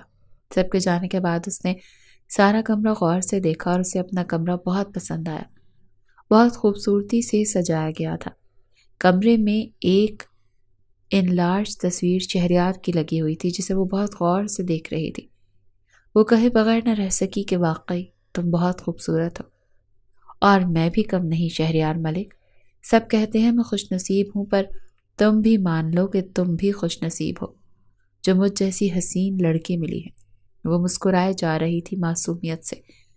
آج اس کی سہیلیوں نے جی بھر کر اس کی تعریف کی تھی، اور اس کی سہیلیوں نے کہا تھا، علینا تجھے تو تیری ٹکر کا حسین مرد ملا ہے، کاش کوئی بتاتا اسے کہ حسن ہی سب کچھ نہیں ہوتا، اور حسن سے ہی سب کچھ خریدا نہیں جا سکتا۔ کسی نے علینا کو کوئی اتنی دعائیں خاص نہیں دی، جو کہ سب نے اسے ویسے ہی خوش نصیب قرار دے دیا۔ دعا دینے کی ضرورت بھی نہیں سمجھی، اور نہ علینا نے کبھی کسی سے دعا کرنے کو کہا۔ یہ خود پر غرور نہیں تو اور کیا ہے؟ اسی وقت دروازہ کھول کر شہریار اندر آیا۔ وہ سیدھا واش روم کی طرف بڑھ گیا کیونکہ شیروانی سے اسے الجھن ہو رہی تھی۔ وہ جلدی سے چینج کرنا چاہ رہا تھا شیروانی، اور وہ اپنے کپڑے لے کر واش روم میں چلا گیا۔ علینا کو عجیب لگا اس کا اس طرح سے جانا۔ اس نے ایک نظر بھر کر اس کی طرف نہیں دیکھا۔ علینا کے لیے یہ ایک عجیب سا تھا۔ آج تک کبھی اسے کسی نے اگنور نہیں کیا تھا۔ یہ تو ہر رسم میں اس نے محسوس کیا تھا کہ کبھی بھی شہریار نے کوئی خاص نظر اس کی طرف نہیں دیکھا، نہ ہی کوئی رومانٹک جملہ کہا۔ وہ اپنے حسن کی تعریف سننے میں اتنی مدہوش تھی کہ اس نے محسوس ہی نہیں کیا کہ کوئی ایک لفظ تعریف کا کسی بھی لمحے میں اسے شہریار نے نہیں کہا تھا۔ کوئی ایسا لمحہ اس کا دیا نہ تھا جس نے اس کا دل دھڑکایا ہو۔ کسی رسم میں اس کا دیا کوئی ایسا لمحہ نہیں تھا جو یاد پڑتا ہو۔ اب اسے یاد آیا تھا کہ بہت سی باتیں محسوس کرنی تھی جو وہ محسوس ہی نہیں کر پائی اور جو اب اسے سمجھ میں آ رہی تھی۔ ایک دم اس نے خود کو تسلی دی کہ اتنا جلدی تم مایوس ہو گئی ہو، ابھی اسے آنے تو دو واش روم سے، اور میرے حسن کے جلوے دیکھنے دو، کیسے نہیں گھٹنے ٹیکیں گے۔ وہ من ہی من مسکرائی۔ کہنے کو وہ کم عمر تھی پر سمجھدار بہت تھی اور اس رشتے کے تقاضے کو بھی خوب سمجھتی تھی، اور باقی کا کام اس کی شادی شدہ سہیلیوں نے کر دیا تھا۔ اسی وقت شہریار واش روم سے نکلا، بلیک شرٹ ٹراؤزر پہنے، اپنے بالوں میں انگلیاں چلاتا وہ بے انتہا وجی اور خوبرو لگا۔ علینا جو اسے شیفون کے گھونگھٹ سے دیکھ رہی تھی، اس کاروائی پر، اس کے چہرے کے مغرور نین نقوش پر وہ اپنا دل بری طرح ہار بیٹھی تھی۔ شہریار نے سائڈ دراز سے انگوٹھی نکالی اور علینا کی طرف بڑھائی اور کہا، یہ تمہاری رونمائی کا گفٹ۔ آپ نے تو گھونگھٹ اٹھایا ہی نہیں، علینا نے معصومیت سے کہا۔ اس نے بیزاریت سے اس کا گھونگھٹ اٹھایا۔ مجھے یہ گھونگھٹ اٹھانے والی فضول رسمیں بالکل پسند نہیں، وہ ناگواری سے بولا۔ اب تو انگوٹھی لے لو۔ اس نے رنگ کی ڈبی پکڑ لی، وہ ڈائمنڈ کی خوبصورت رنگ تھی۔ علینا تو اپنی تعریف سننے کے انتظار میں تھی۔ اس نے تعریف تو دور کی بات پر ایک نظر ستائش والی بھی نہیں ڈالی تھی۔ علینا حیران تھی اور اس کی حیرانگی بھی جائز تھی۔ جس نے سدا اپنی تعریفیں سنی ہو اور اچانک کوئی اسے احساس دلائے کہ وہ کچھ بھی نہیں، کچھ عجیب تو لگتا ہے۔ جاؤ چینج کر کے آؤ، وہ حکمیہ لہجے میں بولا، اور وہ اپنا لہنگا سنبھالتی ہوئی ڈریسنگ ٹیبل کے سامنے آئی اور اپنا زیور اتارنے لگی۔ دل میں خود کو کوسنے لگی، جانے وہ کیسے اندھے لوگ تھے جو اتنی تعریف کر رہے تھے۔ میرے شوہر نے تو ایک بار بھی تعریف نہیں کی۔ شیشے میں اس نے دیکھا اس کو شوہر بیڈ پر سیدھا لیٹا اپنے موبائل میں کوئی ضروری کام کر رہا تھا۔ وہ زیور اتارنے سے فارغ ہو کر واش روم کی اور بڑھ گئی اور اپنا نائٹ ڈریس پہن کر باہر آ گئی۔ وہ بیڈ کے دوسرے سائڈ پر آ کر بیٹھ گئی۔ اسے ایک نظر دیکھ کر شہریار نے لیمپ آف کیا اور اپنی طرف کھینچ لیا۔ اگلی صبح 10 بجے شہریار کی آنکھ کھلی۔ اس نے ایک نظر اپنے پہلو میں سوئی اپنی حسین بیوی کو دیکھا، جس کا حسن حوروں کو مات دے رہا تھا، پر اسے اس حسن میں کوئی دلچسپی محسوس نہیں ہو رہی تھی۔ نہ اس کا دل مچلا، دل تو کسی اور کا اسیر خیال تھا۔ اس نے دل میں کہا، سوری ماں، اس کا حسن میرے دل کو چھو نہ سکا۔ دل اسی کا اسیر خیال ہے جس کا ازل سے تھا۔ بہت کوشش کر کے دیکھ لی، آنکھوں میں ایک ہی منظر ٹھہر گیا۔ بہت کر لی کوششیں، میں ناکام ہو گیا۔ میری پہلی اور آخری محبت ادھوری رہ گئی۔ ہر خواہش پوری کرنے والی ماں ایک محبت نہ دلا سکی۔ اور وہ اٹھ کر واش روم میں چلا گیا۔ کتنی ہی دیر ٹھنڈے پانی کے نیچے کھڑا خود پر ضبط کرتا رہا۔ مرد بھی روتے ہیں بھلا، پر وہ تیز پانی کے نیچے کھڑا چند آنسو اپنی محبت کے نام پر بہا کر خود کو ریلیکس کر چکا تھا۔ یہ آخری بار پھر ضبط نہیں ٹوٹے گا۔ اپنی بے بسی پر اسے خوب رونا آ رہا تھا، پر مرد تھا، رونے سے ڈرتا تھا۔ ایک درد اپنے نام وہ سدا کے لیے کر چکا تھا، اس سے چھٹکارا ناممکن لگ رہا تھا۔ آدھے گھنٹے کے بعد وہ واش روم سے نکلا، خود کو کافی حد تک سنبھال چکا تھا، اور اس نے دیکھا کہ ماہین ابھی تک مزے کی نیند سو رہی تھی۔ اسے رشک آیا اس کی نیند پر اور خود سے بولا، لڑکی تم کبھی مت محبت کرنا، ورنہ میرے جیسا حال ہوگا، نیند کو ترستی رہ جاؤ گی۔ یہ محبت بڑا رسوا کرتی ہے۔ وہ دل ہی دل میں علینا سے مخاطب ہوا، کتنی معصوم ہے یہ لڑکی، اور کبھی اسے احساس ہو گیا کہ میرا سب کچھ اس کا ہے سوائے میرے دل کے اور میرے احساسات کے۔ تو اس لڑکی کا کیا حال ہوگا؟ کتنا بڑا گناہ ہو گیا تم سے شہریار ملک، تم نے اپنے ساتھ ساتھ ایک اور لڑکی کی زندگی بھی تباہ کر دی۔ کاش اس وقت سمجھ جاتا اور یہ شادی نہ کرتا تو صحیح ہوتا۔ کیوں امی کی باتوں میں آ گیا؟ اچھا ہوتا میں لندن ہی رہ جاتا، کم از کم یہ تو نہ ہوتا کسی اور کی زندگی میں نے تباہ کر دی۔ تو ایک اور خسارہ تمہاری زندگی کا حصہ ہو گیا شہریار ملک۔ اس نے حسرت سے اس لڑکی کو دیکھا جو اس کی بیوی تھی۔ اسے اندر ہی اندر یہ دکھ کھایا جا رہا تھا کہ وہ کس دکھ سے اسے دو چار کر چکا ہے کل رات۔ جب من ہی مال نہ ہو تو کیا تعریف وہ کر پاتا۔ شہریار اتنا بیوقوف نہیں تھا کہ اس معصوم لڑکی کی خواہش سمجھ نہ پاتا۔ وہ اچھی طرح جانتا تھا کہ وہ اپنی تعریف سننا چاہتی ہے، اور وہ شاید اسے معصوم خوشی کے لیے تعریف کر بھی دیتا اگر اسے اپنے ضائع ہونے کا احساس نہ ہوتا۔ وہ خود ہی اپنے حساب سود و ضیاع کرنے میں مصروف تھا، اس کی تعریف کیا کرتا؟ اس سے ایسی غلطی سرزد ہو گئی تھی جس کا خمیازہ بھرنا بھی چاہے تو نہیں بھر سکتا تھا۔ وہ اپنے ساتھ ساتھ ایک اور زندگی برباد کر چکا تھا اور یہ احساس اسے اندر ہی اندر مار رہا تھا۔ ثنا بیگم نے ان کی نظر اتاری جب وہ دونوں ایک ساتھ اترے تھے سیڑھیوں سے۔ انہوں نے خوشی سے دونوں کی بلائیں لیں۔ شہریار اور علینا کی جوڑی بہت خوبصورت لگ رہی تھی۔ دونوں ایک ساتھ بیٹھے بہت خوبصورت لگ رہے تھے۔ چلو آؤ ناشتہ کرو، ثنا بیگم نے کہا۔ ان دونوں نے ساتھ بیٹھ کر ناشتہ کیا۔ شہریار نے خود کو کمپوز کرتے ہوئے کہا، ماما میرا دبئی میں بزنس کا کام ہے، اسی لیے میں سوچ رہا ہوں کہ علینا کو بھی لے جاتا ہوں، اسی بہانے ہنی مون بھی ہو جائے گا اور علینا دبئی بھی گھوم لے گی۔ ہاں بالکل، ثنا بیگم نے خوشی سے کہا۔ کب کا سوچا ہے؟ پہلے دعوتیں تو اٹینڈ کر لو پھر جانا، وہ بولا جواب میں۔ ماما ان چیزوں کو آپ ہینڈل کر لیں، آپ جانتی ہیں مجھے دعوت سے الجھن ہوتی ہے، بس خالہ کی یا چاچو وغیرہ کی دعوت اٹینڈ کر لیں گے، باقیوں کو جواب دینا آپ کا کام ہے۔ ثنا بیگم کو شہریار کا یہ انداز ناگوار گزرا، پر وہ مان گئی اس کی بات۔ تانیہ علینا چلی گئی پارلر؟ ثنا بیگم نے تانیہ سے پوچھا، جس پر وہ جواب میں بولی، جی ماما وہ چلی گئی۔ ہمیں کب تک پارلر جانا ہے؟ انہوں نے پوچھا۔ تانیہ سے 2 گھنٹے میں چلیں گے ماما، تانیہ نے کہا۔ تھوڑی دیر سکون سے تو میرے پاس بیٹھو، باتیں تو کرو، اتنے دنوں میں ایک دن بھی سکون سے نہیں بیٹھے۔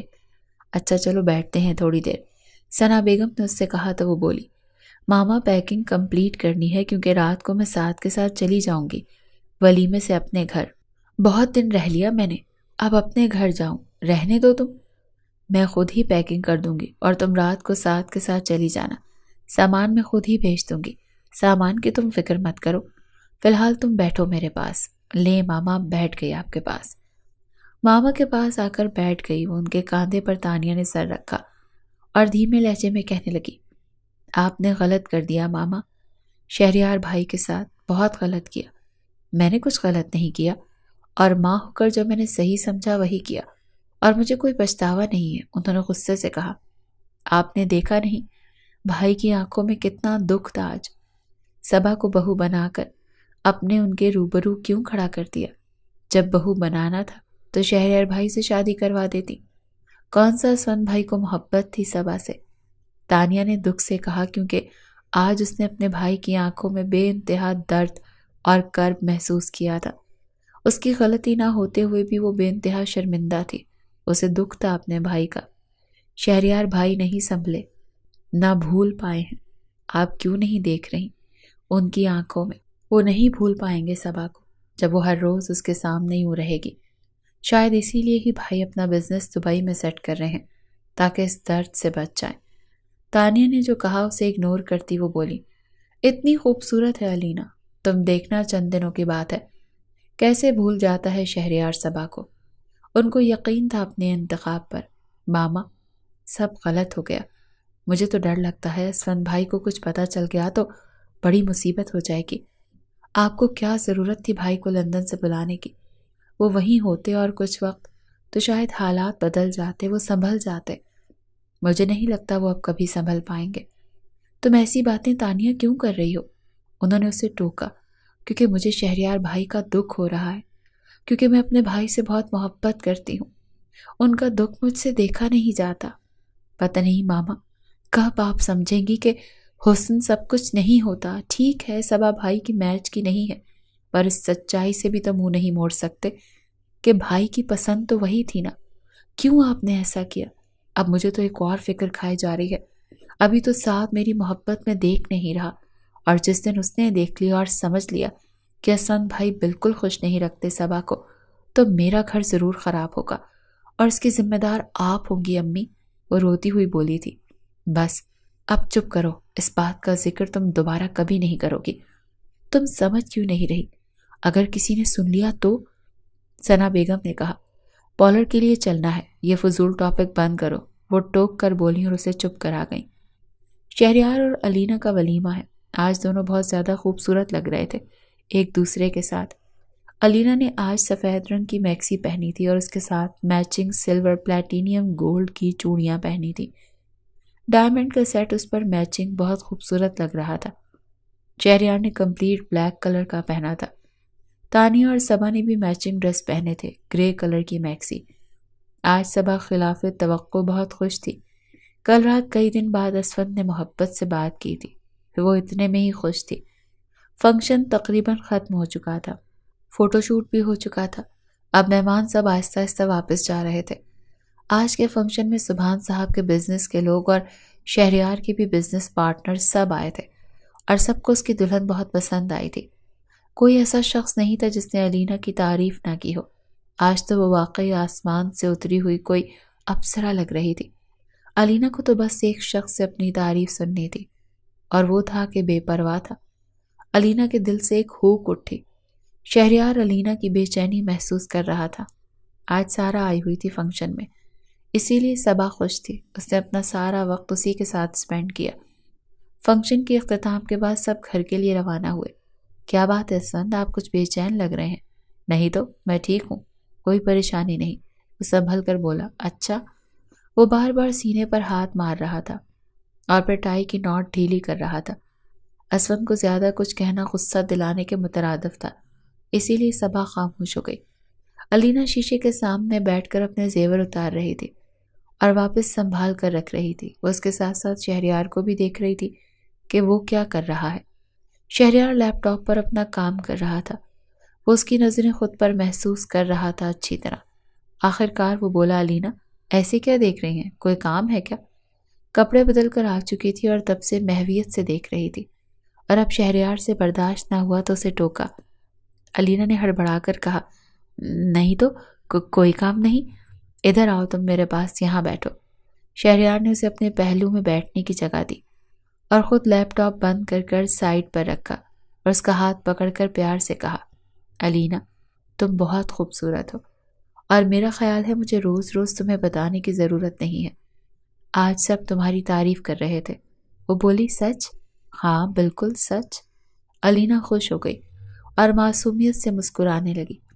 آج علینا پرسکون محسوس کر رہی تھی۔ اپنے شوہر سے اپنی تعریف سننا ہر بیوی کے لیے خوشی کی بات ہوتی ہے۔ اب تم سو جاؤ، میں تھوڑا کام کر لیتا ہوں، ٹھیک ہے؟ آپ اپنا کام ختم کر لیں، پھر میں بھی سو جاؤں گی، وہ سکون سے بولی۔ 1 گھنٹے کے بعد وہ اپنے کام سے فارغ ہوا اور لائٹ آف کر کے لیٹ گیا۔ علینا کھسک کر اس کے بازو پر اپنا سر رکھ گئی۔ شہریار کو بے چینی نے گھیر لیا، پر وہ چاہ کر بھی اسے خود سے دور نہ کر سکا۔ وہ اسے کوئی درد نہیں دینا چاہتا تھا، کوئی تکلیف نہیں دینا چاہتا تھا۔ اس کا پورا وجود خوشبو میں بسا تھا، اور کوئی مرد ہوتا تو اب تک اس کی نرماہٹ محسوس کرتا، پر شہریار تو کسی اور کے خیال میں تھا۔ اچانک علینا نے اپنا سر اس کے سینے پر رکھا۔ شہریار سے برداشت نہ ہوا اور اس نے کہا، علینا تھوڑا سا دور ہو کر لیٹو، مجھے الجھن ہو رہی ہے اور مجھے اس طرح نیند نہیں آئے گی۔ وہ اس کا سر اپنے سینے سے ہٹا چکا تھا۔ علینا بہت زیادہ دور ہو کر دوسری طرف منہ کر کے لیٹ گئی اور وہ رو رہی تھی۔ کچھ دیر کے بعد اس کا جسم ہچکیاں لے رہا تھا۔ شہریار ضبط کرتا رہا۔ وہ کیا کرتا، اسے گھٹن ہونے لگی تھی اس کا سر اپنے سینے پر رکھنے سے۔ اس دل میں جو تھی وہ کسی کو گھسنے ہی نہیں دینا چاہتی تھی۔ کسی کو بھی وہ کرتا بھی تو کیا کرتا، اس نے پھر بھی اسے نہیں منایا، کیونکہ وہ اسے ایسی کوئی امید نہیں دلانا چاہتا تھا۔ کہنے کو علینا کم عمر لڑکی تھی، اور اس کے باوجود اس کے احساسات میچور لڑکی جیسے تھے۔ وہ اس رشتے کے سب تقاضے سمجھتی تھی، اسی لیے وہ شہریار کا ایب نارمل رویہ خوب سمجھ رہی تھی۔ جانتی ہوں، جب کوئی شوہر اپنی بیوی سے بہت محبت کرتا ہے تو اس کا سر اپنے سینے پر رکھتا ہے، اور یہی لمس اسے سکون دیتا ہے۔ یہ بات کچھ مہینے پہلے اسے ایک شادی شدہ سہیلی نے بتایا تھا۔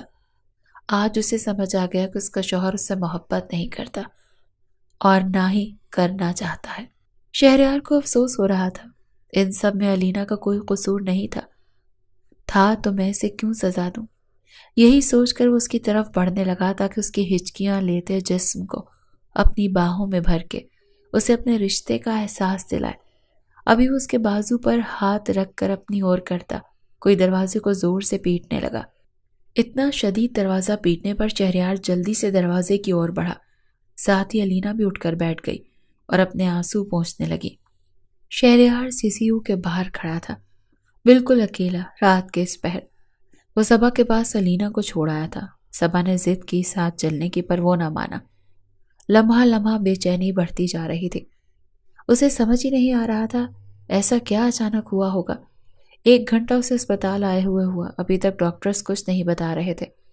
وہ ماں باپ کو پریشان نہیں کرنا چاہتا تھا، اسی لیے ان کی نیند نہیں خراب کی اور خود اکیلا ڈرائیو اور گارڈ کے ساتھ آیا تھا۔ علینا کی کال اس کے نمبر پر آ رہی تھی اور اس نے نہیں اٹھائی کہ وہ جانتا تھا کہ یہ صبا کروا رہی ہے۔ اس کنڈیشن میں صبا کا سٹریس لینا بچوں کو نقصان ہو سکتا تھا۔ اگر کال اٹھائی بھی تو کیا کہے گا ان سے، کیونکہ ابھی تک ڈاکٹرز نے تو کچھ کہا ہی نہیں تھا۔ ابھی تک اس کو اسوند کی اس حالت کا یقین نہیں آ رہا تھا۔ اتنے درد میں اس کا بھائی تھا، اس کو تو ابھی تک وہ منظر نہیں بھولا کہ صبا کس حالت میں اس کے کمرے کے دروازے پر آئی۔ دروازہ زور سے بجنا شروع ہوا۔ شہریار نے دروازہ کھولا اور سامنے دیکھا صبا کھڑی تھی۔ صبا کا چہرہ آنسوؤں سے تر تھا۔ کیا ہوا؟ صبا کا چہرہ کچھ غلط ہونے کی نشاندہی کر رہا تھا۔ صبا نے اپنے آنسو صاف کرتے ہوئے کہا، اسود کی طبیعت خراب ہو رہی ہے، اسے اسپتال لے کر جانا ہے۔ اسے لگا کہ اس کے پیروں سے جان نکل رہی ہے۔ کس طرح اپنے آپ کو قابو کیا اور اس کے کمرے کی طرف گیا۔ شہریار نے گارڈ کی مدد سے اسود کو گاڑی میں بٹھایا۔ میں چلوں گی ساتھ، صبا نے ایک دم کہا۔ نہیں، تمہارے اس حالت میں چلنا ٹھیک نہیں ہے۔ تمہارے ساتھ علینا رکے گی۔ جاؤ علینا سے لے کے جاؤ، اکیلا مت چھوڑنا اسے، وہ حکمیہ لہجے میں اپنی بیوی سے بولا، جس پر وہ چپ ہو گئی۔ آپ فکر نہ کریں، میں صبا بھابھی کے ساتھ ہی رہوں گی۔ سر آپ بیٹھ جائیں، شہریار نے کہا۔ نہیں مراد، مجھ سے نہیں بیٹھا جائے گا، اس نے رسانیت سے اپنے ڈرائیور کو کہا۔ وہ دیکھ رہا تھا اس کا مالک اپنے بھائی کے لیے کتنا پریشان ہے۔ اس وقت ڈاکٹر شیشے کا دروازہ کھول کر باہر آیا۔ ڈاکٹر، میرا بھائی کیسا ہے؟ کیا ہوا اسے؟ اب ان کی کنڈیشن اسٹیبل ہے، شکر الحمدللہ، وہ بولا، پر اگلی بات نے اسے پریشان کر دیا۔ ہارٹ اٹیک ہوا ہے، کل ہی ان کا بائی پاس ہوگا۔ Heart attack? اس عمر میں؟ یہ کیسے ہو سکتا ہے؟ شہریار تڑپ کر بولا۔ شہریار شدید شوق میں تھا، اسے بالکل یقین نہیں آ رہا تھا۔ کم صحیح پر ہوتا ہے، ان کی کنڈیشن کنٹرول میں ہے، don't worry, everything will be fine young man. Doctor اس کا کاندھا تھپتھپا کر کہہ کر چلے گئے، اپنے پروفیشنل انداز میں کہہ کر۔ گھر فون کر کے اس نے صبا کو بتایا۔ اگلے 4 دن بہت پریشانی میں گزرے۔ بائی پاس خیریت سے ہو گیا۔ اسود کی کنڈیشن اب کچھ بہتر تھی، پر اسود کی آنکھوں کی ویرانی تھی کہ بڑھتی جا رہی تھی۔ ثنا بیگم کے آج زبردستی کر کے صبا کو گھر بھیجا تھا، کیونکہ 2 دن سے وہ اسپتال میں تھی اور اس کا اس کنڈیشن میں اتنا سٹریس لینا بچے کے لیے بالکل بھی ٹھیک نہیں تھا۔ وہ مان نہیں رہی تھی، اس کی جان اپنے شوہر میں اٹکی تھی۔ اس وقت شہریار اسود کے پاس اکیلا بیٹھا تھا۔ کیا ہے بھائی، ایسے کیوں دیکھ رہے ہیں؟ وہ نظریں چراتا اپنے بڑے بھائی سے بولا تھا۔ شہریار بولا، دیکھ رہا ہوں کون سی پریشانی نے تمہیں اتنا پریشان کیا جو یہ حالت ہو گئی تمہاری۔ تمہاری بیوی ڈاکٹر ہے، اسے کچھ نہیں بتاتے؟ تم نے سوچا ہے ہمارا کیا ہوتا اگر تمہیں کچھ ہو جاتا؟ کیا حالت ہوتی ہماری؟ اور اس سے اپنا بلڈ پریشر چیک نہیں کرواتے ہو، نہ اسے بتاتے ہو اپنی طبیعت کا؟ کس طرح تمہیں لے کر میں اسپتال پہنچا ہوں؟ میری حالت کا اندازہ ہے تمہیں؟ وہ کرب سے بول رہا تھا۔ اس کے لہجے میں چھوٹے بھائی کو لے کر بے انتہا محبت تھی۔ اسود شرمندہ ہوا۔ شہریار اس کے سرہانے بیڈ پر بیٹھ گیا اور اس کے ہاتھ پر ہاتھ رکھا اور بولا، بھائی پریشان نہ ہو، آئندہ اپنا خیال رکھوں گا۔ یہ کہہ کر اسود دقت سے اٹھا اور بھائی کے گلے لگ گیا اور رونے لگا۔ گھٹی گھٹی آواز میں کہنے لگا، مجھے معاف کر دیں بھائی، میرے بعد صبا اور میرے بچے کا آپ خیال رکھیے گا۔ ایک دم شہریار تڑپ اٹھا اس کے یوں رونے پر۔ کچھ انہونی کا احساس جاگا اور شہریار نے اسے اپنے سینے سے الگ کیا اور اس کا چہرہ اپنے ہاتھوں میں تھام کر کہا، کیا ہوا؟ کیا بات ہے؟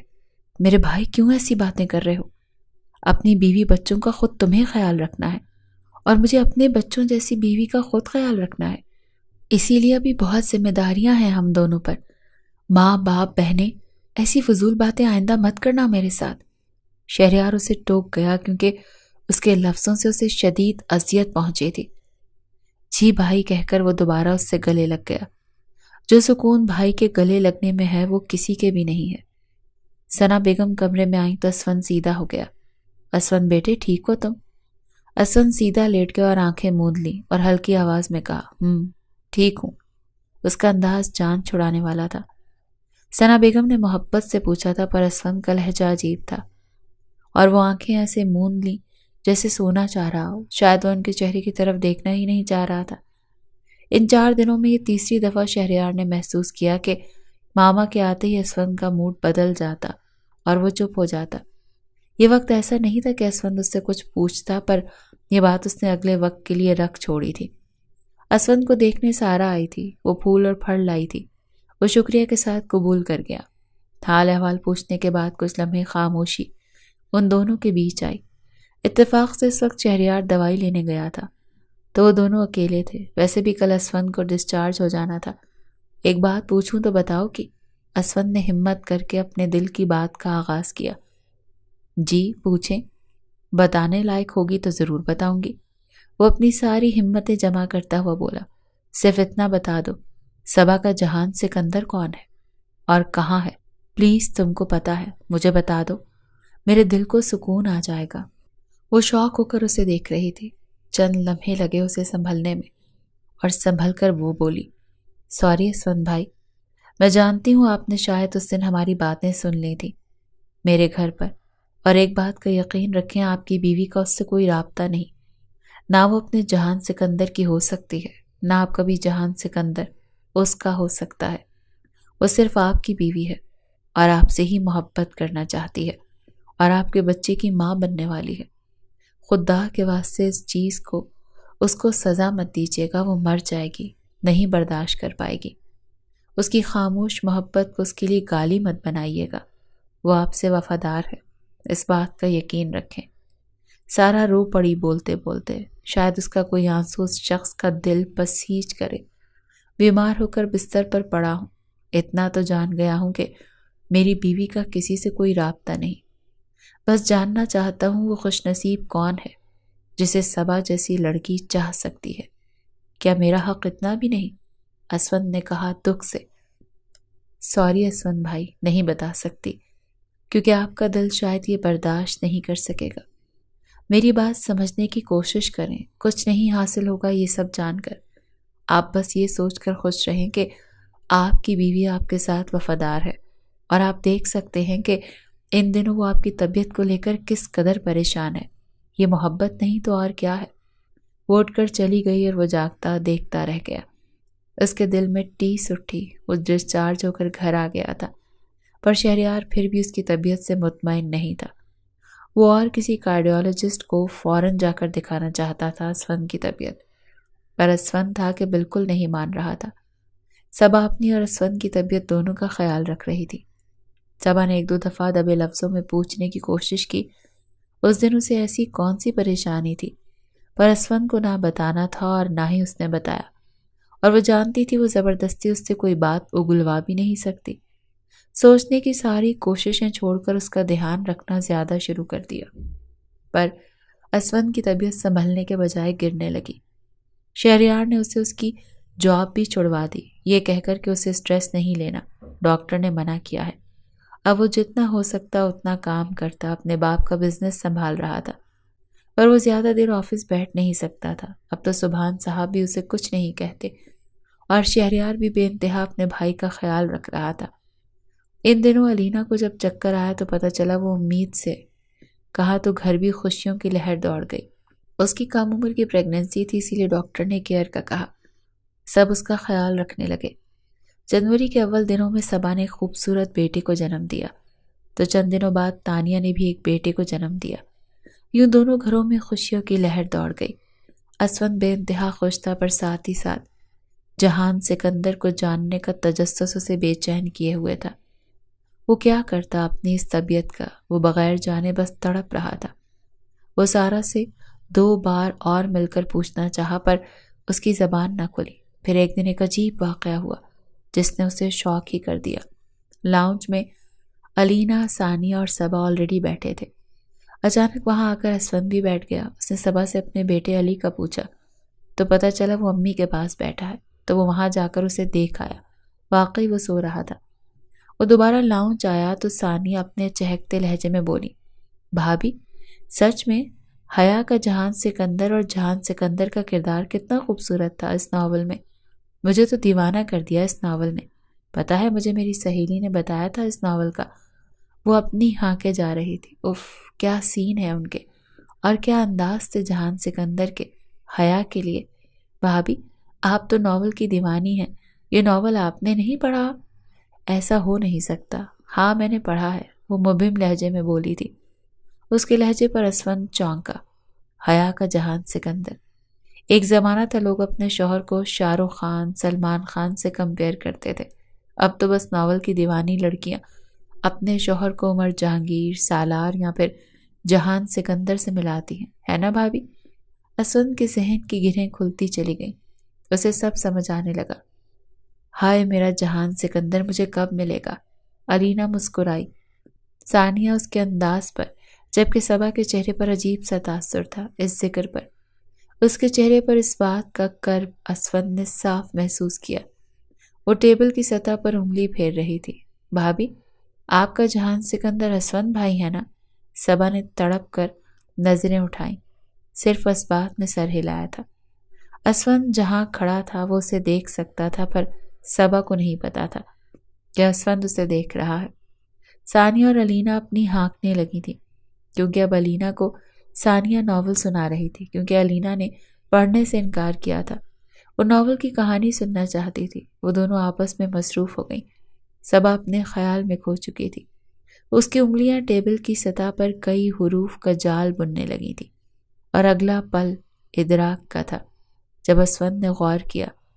اس کی انگلیاں مسلسل ایک ہی نام لکھے جا رہی تھی، بے خیالی میں۔ ہاں، وہ یہ سب بے خیالی میں ہی کر رہی تھی۔ اسود کو اندازہ تھا، ورنہ صبا نے ایک پل کو یہ نام زبان سے ادا نہیں کیا تھا۔ جان بوجھ کر تو بھلا لکھتی کیوں؟